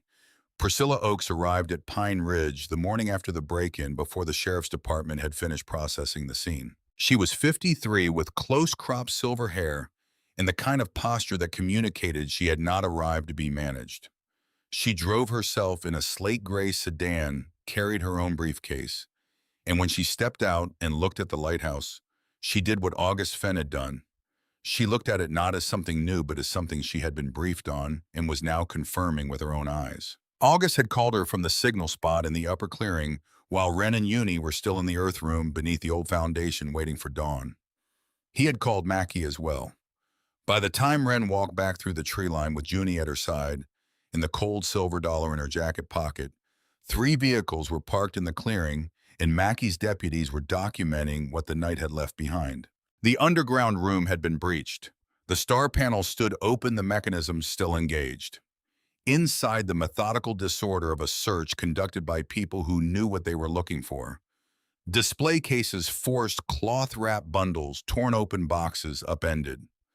The shelving along the east wall had been swept partially clear. What was missing, as August would establish over the next 2 hours, with his inventory and his measured, precise grief, were the items of highest immediate liquidity, the most complete and finest condition coin sets, 3 specific metals whose individual auction value was well documented in the collector community, and a packet of Civil War currency that Edmund had acquired in a trade in 1962 and cataloged as among his most significant American acquisitions. The thieves had a list. The list had come from someone who knew the collection specifically. Garrett Hale, Warren's nephew, was found at 7:40 in the morning, sitting in a pickup truck with a flat tire on the county road 3 miles from Pine Ridge. He was 22 years old and looked younger than that, and he had the expression of someone who had committed himself to a version of events that was already falling apart around him. Mackie handled the arrest himself. 2 deputies accompanied him. By the time Priscilla Oakes sat down with Wren at the dining table in the stone house, the table cleared of everything except 2 cups of coffee and a stack of documents. The situation had developed its own momentum, the kind that comes when enough pieces have fallen into place that the pattern becomes undeniable. The will contest is the primary front, Priscilla said. She had the manner of someone who covered a lot of ground efficiently and preferred to. Warren's petition claims Dorothea lacked mental capacity at the time of signing. We'll counter with a neurological evaluation that was completed in September of last year, 9 months before she died, by a specialist at UPMC who confirmed full cognitive function. The evaluation was thorough. Dorothea, it turns out, had anticipated this challenge. Wren thought about Dorothea in that doctor's office. 91 years old, peppermint and old paper submitting to neurological testing because she knew her own son well enough to understand what he would attempt. The foresight of it, the sadness of it. What about the theft? Wren asked. The theft helps us perversely. It establishes that the collection is at risk and supports an emergency petition for historical preservation status. I've been in contact with the Pennsylvania State Historic Preservation Office.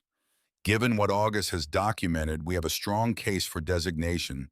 The collection scope, the documentation, the clear through line of historical significance going back to active World War II service. If we get preservation status even temporarily, it limits what anyone can do with the collection, regardless of how the will contest resolves. How quickly? The emergency petition can be filed today. Temporary status within a week if the reviewing officer agrees it meets the threshold. Priscilla set down her cup. There's a hearing scheduled for the will contest, next Thursday in county court. Warren's attorney will present their case. We'll present ours. The judge will determine whether there's sufficient basis to proceed with a full contest or whether the original will stand. Is there anything else I need to know? Priscilla looked at her steadily. Warren also has a connection to the county assessor's office. He's been making inquiries about whether the Hale property can be reclassified as commercially zoned land, which would significantly increase the tax burden.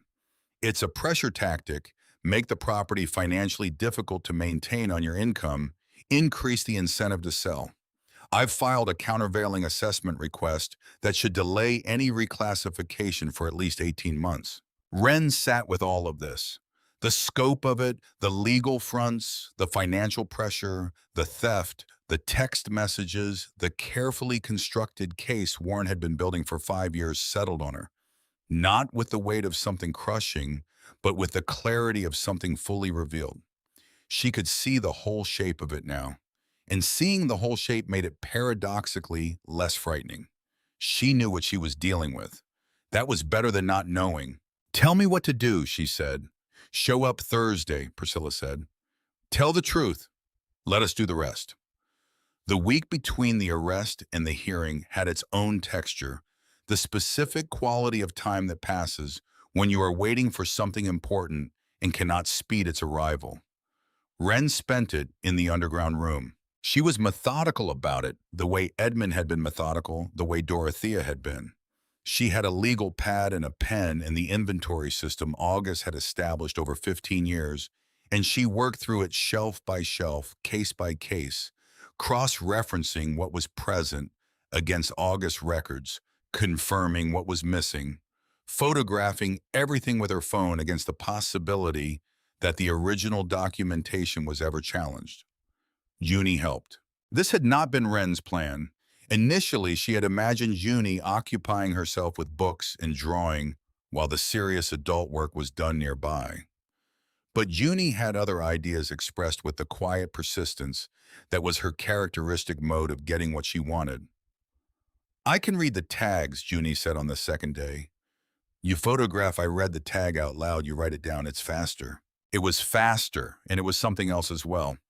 It was Junie learning the collection the same way August had described Dorothea learning it as a young woman at Edmund's side, object by object, story by story. The specific meaning of each item communicated through the act of saying it aloud, the names entering the room's air and becoming present in a way they had not been when they were only ink on a tag. Mercury dime, 1916D, fine condition. Given by Felix Hartmann, German-American Detroit, 1953. He served in the U.S. Army. His brother served in the Wehrmacht. They did not speak for 11 years after the war.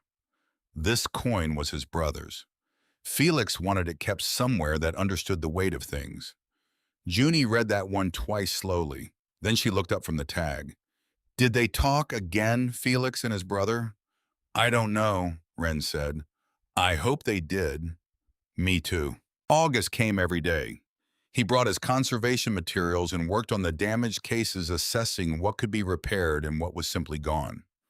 He was not sentimental about the losses, or rather his sentiment took the form of precision of documenting exactly what had been taken and why it mattered, building the record that would be needed when the stolen items began appearing on the market. He had already been in contact with other conservators and reputable collectors, putting out quiet notice through the channels that exist in the world of historical artifacts, the networks through which legitimate dealers communicate about items whose provenance is suddenly unclear. The stolen pieces would surface eventually. They almost always did. And when they did, the documentation August and Dorothea had maintained for 15 years would make them traceable. Edmund spent 50 years building a record so detailed that every object in this collection can be accounted for.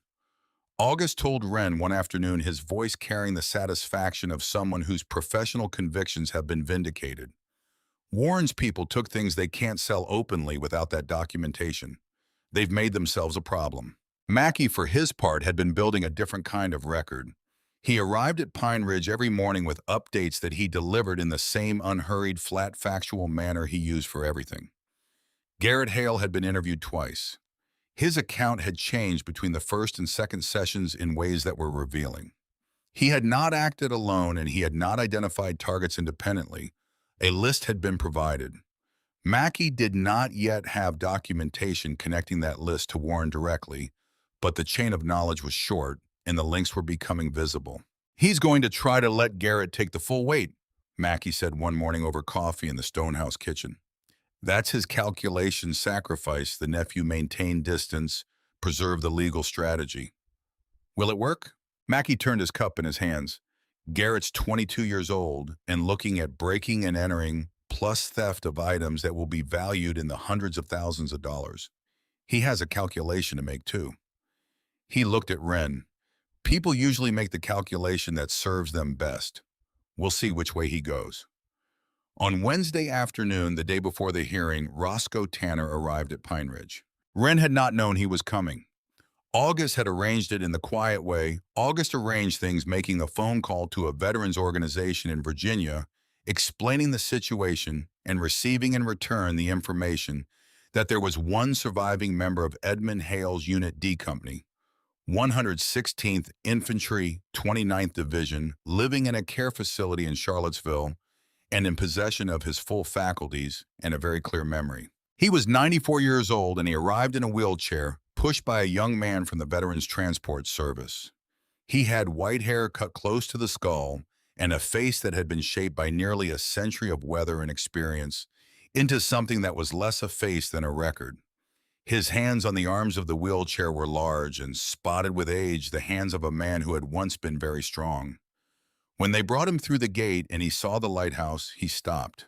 He looked at it for a long time, the lamp pulsing at the top in the afternoon light. "He really kept it going," Roscoe said. His voice was clear, deliberate, slightly rough at the edges in the way of very old voices. "All those years. He told me he would in a letter in 1948. I didn't entirely believe him." A pause. "I should have. Edmund Hale never said a thing he didn't mean." Wren crouched beside the wheelchair. "Mr. Tanner, I'm Wren. Dorothea was my great-grandmother." Roscoe looked at her. His eyes were sharp and pale and steady. "You have something of Edmund in the face," he said. "Around the jaw, the stubbornness." "So I've been told." He nodded as if this confirmed something. "All right, let's go see what he built." She brought him down to the underground room using the chair lift on the second level, the simple pull-cord mechanism that Edmund or Dorothea had installed at some point, specifically for exactly this kind of occasion, so that the room could be reached by anyone who needed to reach it, regardless of the stairs. Roscoe accepted this without comment, the way he accepted most things, as part of what had been prepared, the evidence of foresight rather than convenience. In the underground room, Roscoe moved through the space in his wheelchair with the slow deliberateness of someone reading in a language they have not used for a long time but have not forgotten. He stopped at certain items. He did not reach for them. He seemed to understand that reaching was not the point, but he looked at them with an intensity that communicated recognition. At the case containing the D Company medals, he stopped for a long time. "Dempsey's Silver Star," he said, reading the tag without picking it up. "I was there when they gave it to his wife. 1945. She couldn't stop shaking, not from grief, she'd already done her grieving, from pride. She was so proud of him, she couldn't contain it." A long pause. Edmund asked her if he could have it. Not buy it, not take it, asked her properly if he could have it, explained why, what he was building. She gave it to him on the spot, said she knew Richard would have wanted someone to remember. He moved on. He stopped again at a section of the shelving. Wren had not yet fully cataloged. Bundles of letters, dozens of them. Their contents described in Edmund's tag system only by the name of the sender and a one-line summary. "Those are the letters," Roscoe said. He collected them for years. Men in the unit would write to him after when they were back home, when things got hard, when they needed to tell someone what it had been like, because they couldn't tell their wives or their children.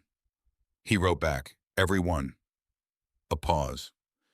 "He told me once that the letters mattered as much as anything else, that the objects were anchors and the letters were the rest of it, the actual weight of what it meant to survive something that many men didn't." Uni was sitting on the wooden crate near the stairs, her notebook in her lap. She was not drawing, she was listening with the full stillness of someone who understands that they are in the presence of something that will not come again. "Can I ask you something?" she said. Roscoe turned his wheelchair toward her. "You can ask me anything you like, young lady." Why did he survive at Omaha? Roscoe was quiet for a moment. Then he said with the directness of someone who has had decades to decide what is worth saying and what is not. "I don't know, no one knows. That's the hardest part. The ones who died were not worse men than the ones who lived. They were the same men in most cases. Better, some of them. Edmund knew that. That's why he built all this." He gestured at the room around them. He couldn't explain why he lived and they didn't, so he spent the rest of his life making sure that the fact of their lives was not forgotten. The best tribute he knew how to give. Uni wrote something in her notebook.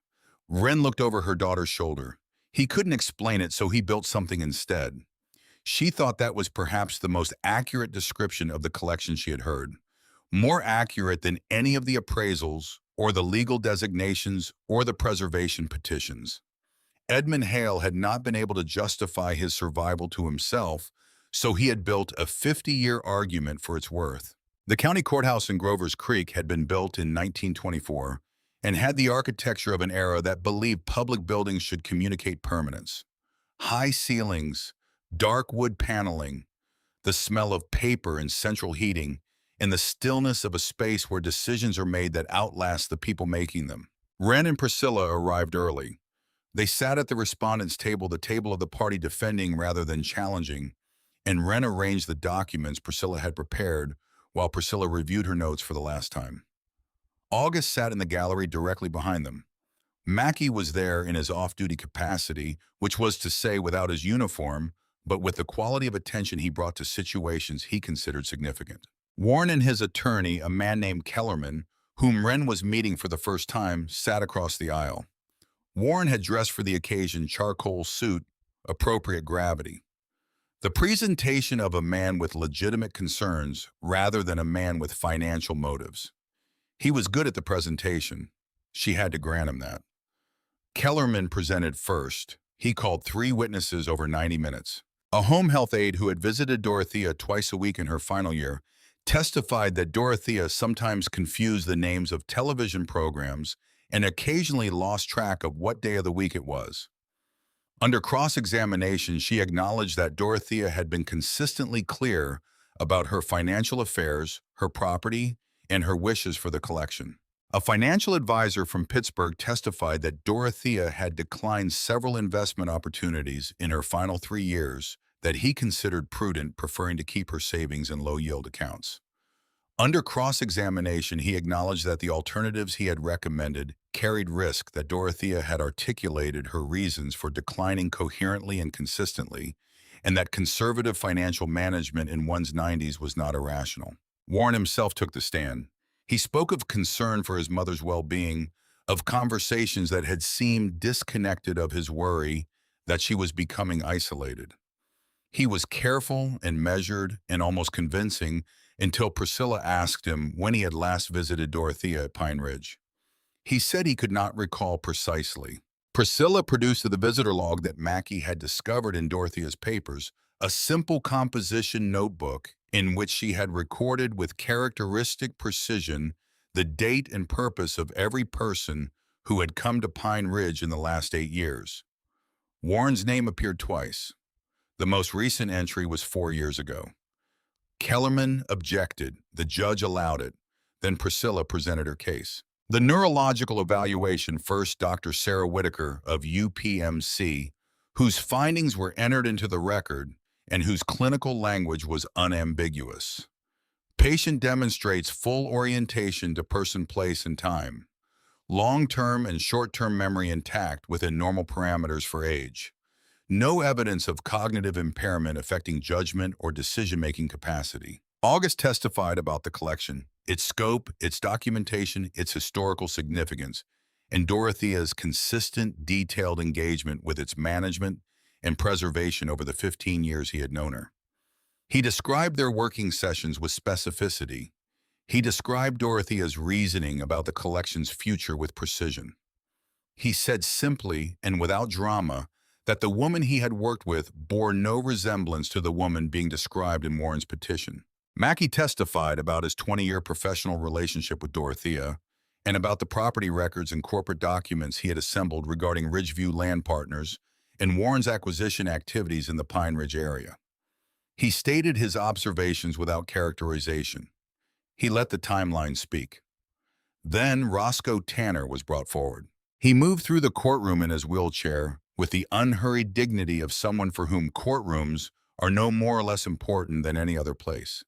He was sworn in with the quiet attention of someone who has been taking oaths seriously his entire life. He did not speak about Warren. He did not speak about legal matters.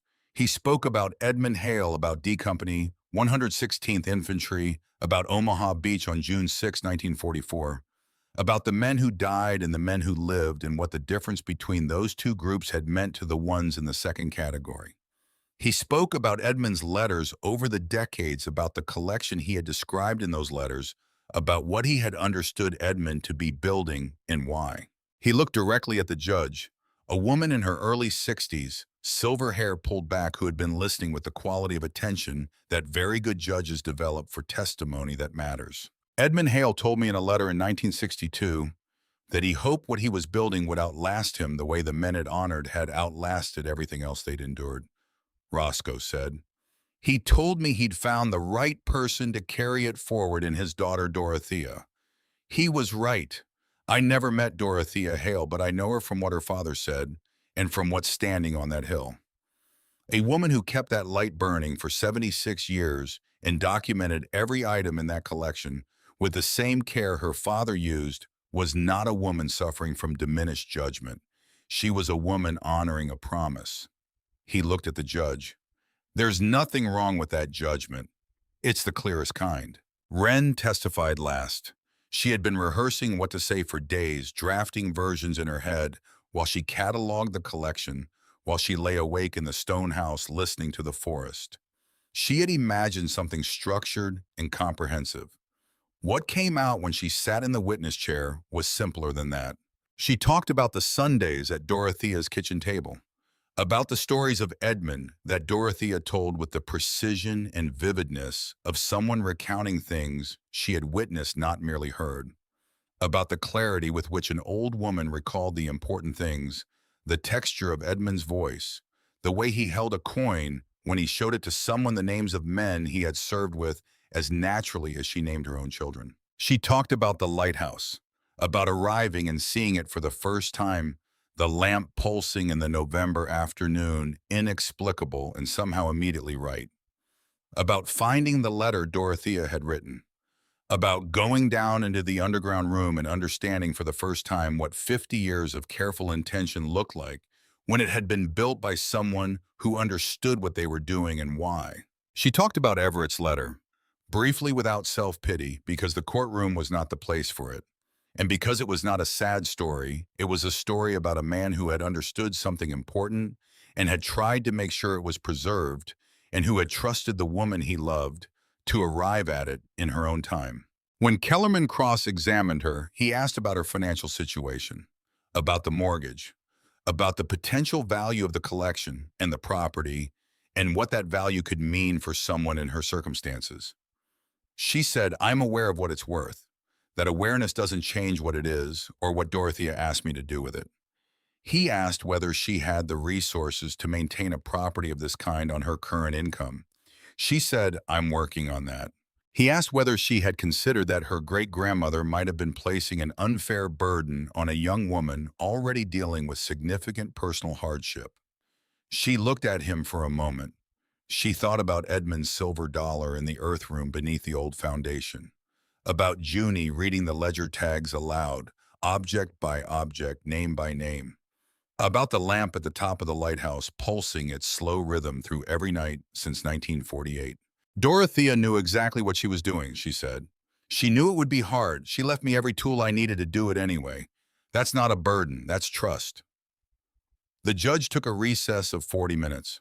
When she returned, she settled her papers and looked at the courtroom over her glasses with the unhurried authority of someone who has made her decision and is comfortable with it. The petitioner's case rests substantially on characterizations of Dorothea Hale's behavior as evidence of diminished capacity. Having heard the testimony in full, I find that these characterizations are inconsistent with the documentary and expert evidence presented by the respondent. The neurological evaluation is current, comprehensive, and unambiguous. The testimony of those who knew Dorothea Hale in a sustained professional and personal capacity describes a woman of consistent and clearly articulated values, not a woman whose judgment had failed her. She paused. She looked at the petitioner's table, at Warren, whose face had arranged itself into a careful neutrality. I find additionally that the evidence regarding Ridgeview Land Partners in the petitioner's acquisition activities in the Pine Ridge area is relevant context for evaluating the motivations behind this petition, even if it does not speak directly to the legal question of testamentary capacity. The court notes this context. Another pause, slightly longer. The petition to invalidate the will of Dorothea Eleanor Hale on grounds of diminished mental capacity is denied. The will stands as executed. The room moved the way rooms do after decisions, people gathering their things, conversations starting up in low voices, the general return to motion of people who have been holding still and waiting. Warren sat for a moment without moving. Then his attorney said something and he stood, and they moved toward the door, and as they passed the respondent's table, Warren stopped. He didn't look at Priscilla. He looked at Wren. "The appeal will take time," he said. "Months, probably. You'll be spending that time trying to maintain a property you can't afford. The development offer remains open." Wren looked at him. She thought about what Mackie had told her about Garrett's interviews about the chain of knowledge that was short and becoming shorter. She thought about what Priscilla had told her about the additional evidence that was now part of the public record. "The offer hasn't changed," she said. "Neither has my answer." Warren studied her for a moment. Something moved across his face, not rage, not contempt, but something more complicated. The expression of a man who has encountered something he does not have the tools to resolve. He turned and walked out. It was Sylvia who came to Pine Ridge 2 days later. Wren was on the porch of the stone house in the late afternoon, a cup of tea in her hands in the last of the November light cutting low through the pines when the car came down the gravel road. Not Warren's black SUV, a smaller car, dark green, moving with less urgency. Sylvia parked at the gate and came through on foot, which was different from every previous Hale arrival. She was carrying a large manila envelope and walking with the careful deliberateness of someone who has decided to do something and is not giving themselves the opportunity to reconsider. Wren stayed on the porch. She waited. Sylvia climbed the flagstone path and stopped at the bottom of the porch steps. She looked at the stone house and the tower and the lamp pulsing at the top in the evening light, and her face did something complicated that resolved eventually into something simpler. "I grew up coming here summers," she said.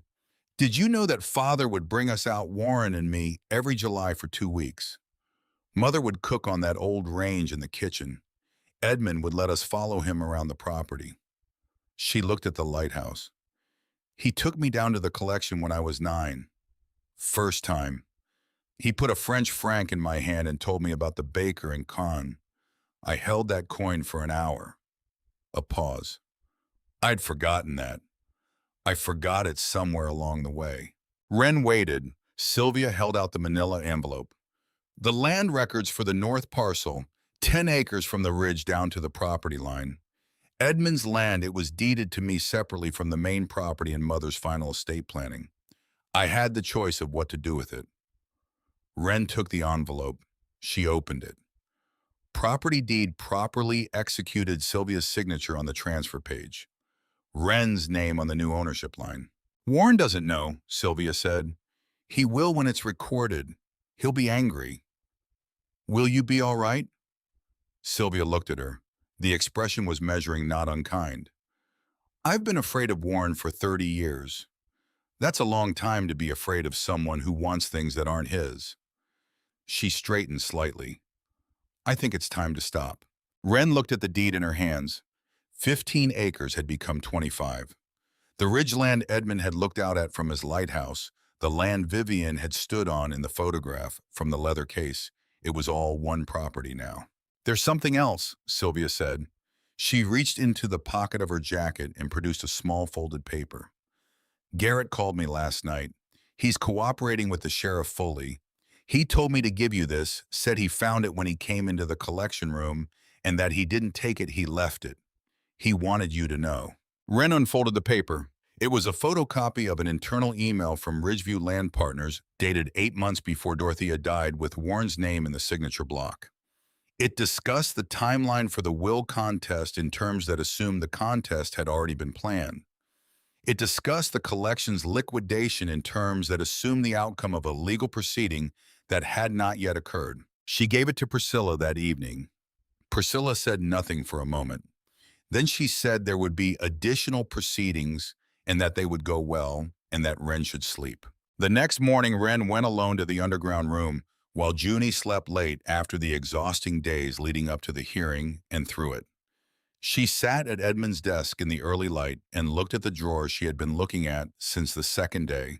The ordinary upper drawer, the one she had already gone through, and beside it, the bottom drawer with its slightly inconsistent depth, its interior too shallow by perhaps 2 inches for the exterior measurement to account for. She had found the smaller key in Dorothea's sealed envelope the week before after Priscilla had confirmed the legal proceedings.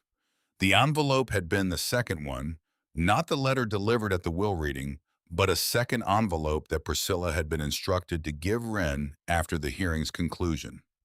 Dorothea had left it with the firm in a sealed packet, instructions written on the outside, in her precise handwriting, to be given to Wren Calloway Ashford only after the matter of the will has been settled. Inside, a short letter and a small brass key. My dear Wren, if you are reading this, you have done what I knew you would do. The key opens the drawer that doesn't quite fit.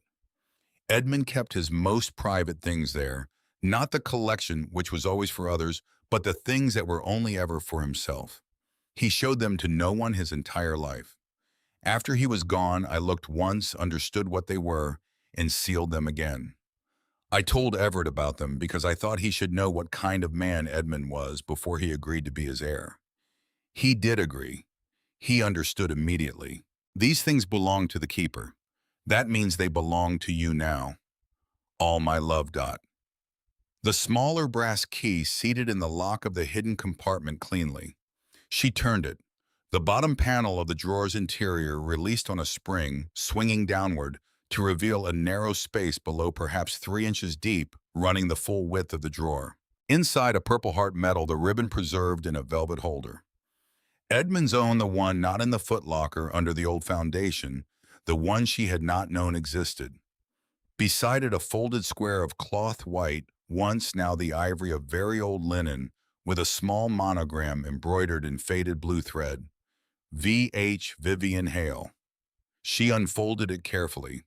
A dark stain covered much of the lower half, old and brown red. She refolded it gently and set it aside.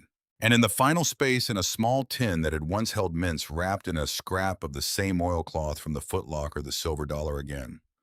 No, not the same one. Another one also, 1934, also piece dollar, but this one undamaged, its surface, worn smooth from decades of handling every detail of Lady Liberty's face, and the eagle's wings softened by touch. On its back, scratched with something sharp in Edmund's handwriting, so small she had to hold it to the lantern light to read it. For V, who waited, who never asked me why I couldn't sleep, who put her hand on my chest in the dark and said nothing because nothing needed to be said. Wren held the coin for a long time.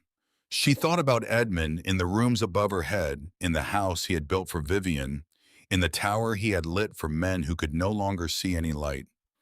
She thought about what it meant to be a person who carries the things they cannot put down and builds structures around them so the caring has somewhere to go. She thought about Everett. She thought about the summer they had never had. She thought about Uni asleep in the star quilt room, growing 2 inches a year, in all the directions that mattered, becoming a person who reads ledger tags aloud to herself in underground rooms and writes in her notebook that a man who couldn't explain something built something instead. She placed Vivian's coin back in the tin. She placed the tin and the metal and the folded cloth back in the hidden compartment. She turned the brass key to seal it, and she held both keys, iron and brass, one in each hand, feeling their different weights, the different tasks they had been built for. The keeper. That was the word Dorothea had used.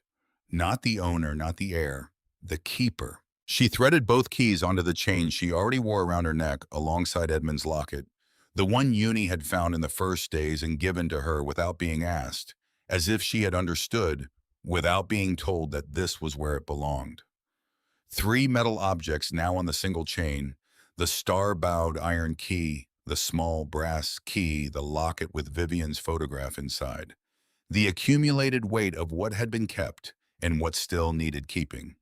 She went upstairs. 3 weeks after the hearing, the Pennsylvania State Historic Preservation Office granted the Hale Collection permanent historical designation status. August was there the day the letter arrived. He read it standing in the underground room and then sat down on the wooden crate near the stairs, the same crate Junie had made into her cataloging station, and he was quiet for a moment in the way of someone receiving news they had hoped for long enough that its arrival feels unreal. Edmund would have considered this beside the point. He said, finally, he didn't build this for designation. He built it because it needed to exist. But the designation protects it, Wren said. Yes. He folded the letter carefully. That's what Edmund would have considered the point, not the honor, the protection. The designation meant the collection could not be broken apart or liquidated regardless of any future legal challenges. It meant Ridgeview Land Partners' plans for the property were effectively foreclosed. You cannot build a resort amenity around a legally protected historical site without the site's cooperation, and the site's cooperation was not available. It also meant resources grant programs, institutional partnerships, the network of preservation organizations that supported sites of this kind. Priscilla had already been in contact with the National Endowment for the Humanities. August had made calls to 3 university history departments. A professor of World War II history at the University of Pittsburgh had expressed interest in a formal research partnership that would bring graduate students to Pine Ridge and provide academic documentation for the collection's significance. The plan that took shape over those weeks was not dramatic. It was practical, which was perhaps the most appropriate tribute to Edmund's approach, a man who had done serious things quietly for 50 years. The Hale Lighthouse Heritage Center, open on weekends by appointment on weekdays, educational programs for regional schools, a partnership with a veterans organization in Pittsburgh to document oral histories connected to the collection's artifacts, a research residency for historians working on World War II memory and material culture, Wren as director, August as senior advisor, a part-time staff position already drawing applications because word had traveled the way word travels in the communities that care about these things, and people who cared about them wanted to be involved. The mortgage question resolved itself through a combination of the preservation grant and an arrangement with the University of Pittsburgh that included a small monthly stipend for Wren as the collection's primary steward. It was not wealth, it was sufficiency, the specific and underrated form of financial peace that comes when the gap between what you earn and what you owe closes to something manageable. Wren had been so far on the wrong side of that gap for so long that sufficiency felt in the early weeks of experiencing it almost vertiginous. She called the bank that held her mortgage from the signal spot in the upper clearing. The conversation was brief. The threat was ended. She sat in the cold upper clearing afterward with her phone in her lap and listened to the wind in the pines and felt something that took her a moment to identify. It was not happiness exactly. It was the absence of a fear, the chronic bone-level fear of a woman who checks her bank balance every morning before she gets out of bed because the number determines what kind of day is possible. That fear had been her companion for 2 years. Its absence was so unfamiliar, it felt like a sound she had been hearing for so long, she'd stopped hearing it, now suddenly gone. She walked back to Pine Ridge along the gravel road in the gathering dark. The lamp at the top of the lighthouse was already visible when she came around the last curve of the tree line, its patient pulse unchanged. On the last day of November, Roscoe Tanner called from Charlottesville. He had been thinking, he said, about the letters. Edmund's letters, the ones the unit members had written to Edmund over the decades, the ones Edmund had kept and cataloged, and which were now part of the designated collection. Roscoe had written letters to Edmund himself, many of them over the years. He had not known until recently that those letters were in the underground room at Pine Ridge. "I'd like to record what I remember," he said, "while I can. About the men in those letters, the ones I knew, the ones Edmund wrote about. I remember things about them that aren't in any official record anywhere." A pause. Edmund would have wanted those things written down. "I should have done it long ago." Wren said she would arrange a recording session. She said they would do it properly with a historian from the university present in the underground room, if Roscoe was willing, so that the recorded testimony would be formally connected to the artifacts it described. She told him she had already spoken to the World War II history professor in Pittsburgh, who was prepared to conduct the interview himself. Roscoe said that sounded right. He said Edmund would have approved of the care being taken. Then he said something that surprised her. "Tell that little girl, the one who asked me why he survived, tell her I've been thinking about her question. I don't have a better answer than I gave her, but I think she asked exactly the right question. Not many people do." Wren said she would tell her. After she hung up, she stood on the porch of the stone house in the cold last day of November air and looked up at the lamp. She had been thinking in those weeks about what the light meant, about Edmund's decision to build a lighthouse where no ship would ever need one to keep its lamp burning, for a reason that had nothing to do with navigation and everything to do with the human need to mark what has mattered and refuse to let it disappear. She had arrived here with 60 days until the bank took her house, and a sense of her life narrowed to the corridor of its immediate crises. She was leaving that Wren behind, not forgetting her, not dismissing the validity of what she had been carrying, but leaving her behind the way you leave behind the person you were before you understood something that changed the dimensions of your understanding. Edmund had survived Omaha Beach and spent the rest of his life asking why. And the answer he arrived at was not an answer, but an action. "I will remember them. I will build something that remembers them when I cannot. I will make the memory structural." Dorothea had carried that forward. For 76 years alone, with August's help, with the occasional visit of a young man named Everett Ashford, who had driven out on Saturday mornings and sat in the underground room reading ledgers and understood immediately what he was looking at. And now Wren. Not because she was the last option, because she was. Dorothea had been clear about this, and Roscoe had confirmed it in his own way, and Everett's letter had said it in the handwriting she knew better than her own, the right one. The one who would sit on the earth floor of a sealed chamber in the middle of the night, holding a silver dollar with a bullet gouge in it, and understand without being told what she was holding and what it asked of her. The evening they opened the Heritage Center for the first time, a soft opening, family and advisors only, before the public program began, the temperature had dropped to freezing, and the sky was the deep, clear black of a winter night without cloud cover, and the stars over Pine Ridge were extraordinary. August had set the underground room in careful order. The repaired cases were back in place. The shelving restored, the lanterns lit along the walls so that the space had the warmth of something that was meant to be seen. The remaining gaps where stolen items had been were marked with small paper cards, currently absent. Recovery efforts ongoing.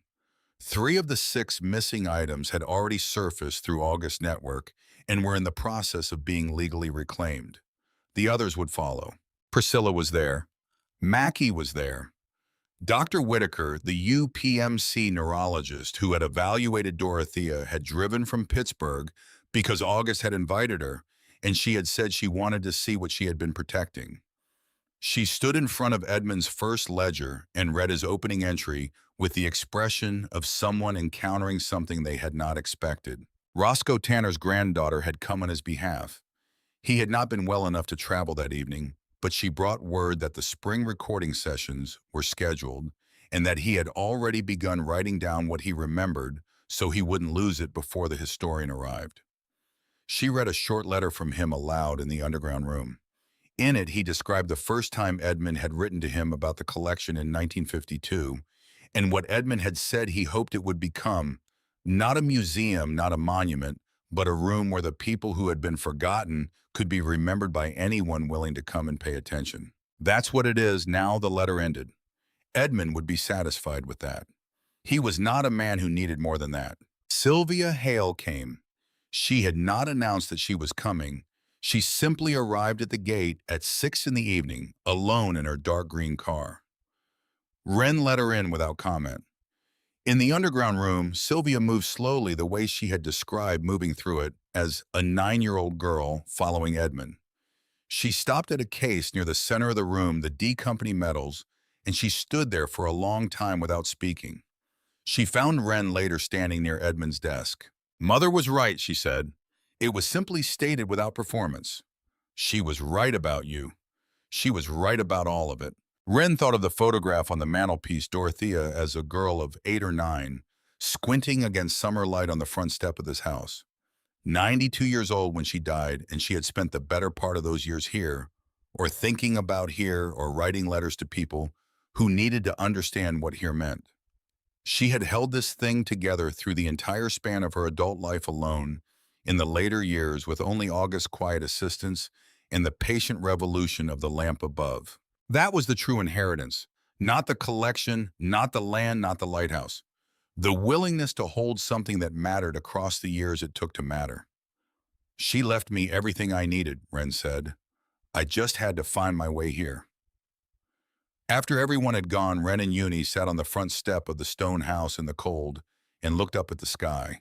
Uni was wearing the silver locket she had found on the underground room shelving. In their first week, Dorothea's locket containing the small photograph of Edmund and Vivian on the day of their wedding. Edmund young and serious in his good suit, Vivian laughing at something just off camera. Uni had been wearing it every day since she found it. It suited her in a way Wren had not initially expected and had come to accept as simply true. Wren had the 3 objects on the chain around her neck. The iron key from Dorothea's first letter, heavy and star-shaped. The smaller brass key from Dorothea's second letter, meant to pass through Everett's hands on its way to hers, and Edmund's own locket. The one with Vivian's photograph inside, the one that had been Dorothea's to wear and was now Wren's, because the chain of keeping required someone to wear it. And Wren was that someone now. 3 objects, 3 generations of custody on a single chain, and a 4th beginning. She had thought sometimes in those weeks about what Everett would have made of all of this. Of Pine Ridge, of the lighthouse, of the specific adventure of being his daughter's mother in a place like this. She thought he would have loved it unreservedly with the complete and uncomplicated love he brought to everything that was real and right and worth caring about.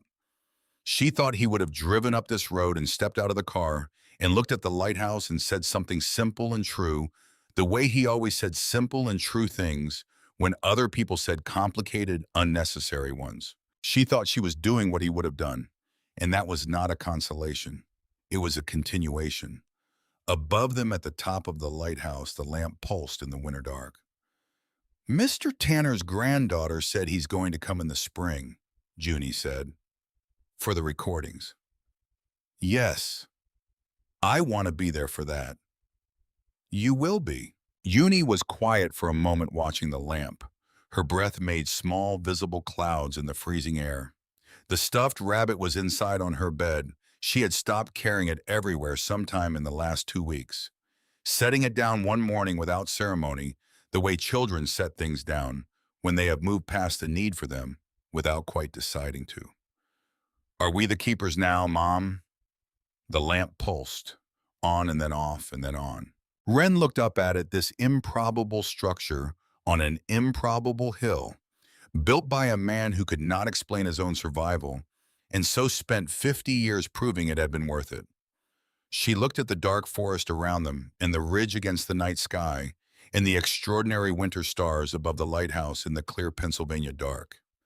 She felt the weight of the three keys on the chain, and beside her, she felt Junie's shoulder against her arm, and in her jacket pocket, she felt the edge of Edmund's silver dollar that she had carried there since the night in the earth room, the gouge in the metal familiar now under her thumb, the same way she imagined Edmund had worn smooth Vivian's coin with 50 years of handling. She put her arm around her daughter's shoulders. "We always were, Eunie," she said. "We just needed to find our way here." The lamp pulsed overhead, on and then off, and then on again. The same rhythm Edmund had set in 1948, the same rhythm Dorothea had maintained through all the decades of her keeping, slow and steady, impatient broadcasting into the darkness over the ridge and the valley, in the silent winter forest, something that had no navigation use at all and was entirely necessary. Light continuing, memory held, the lamp pulsed, on,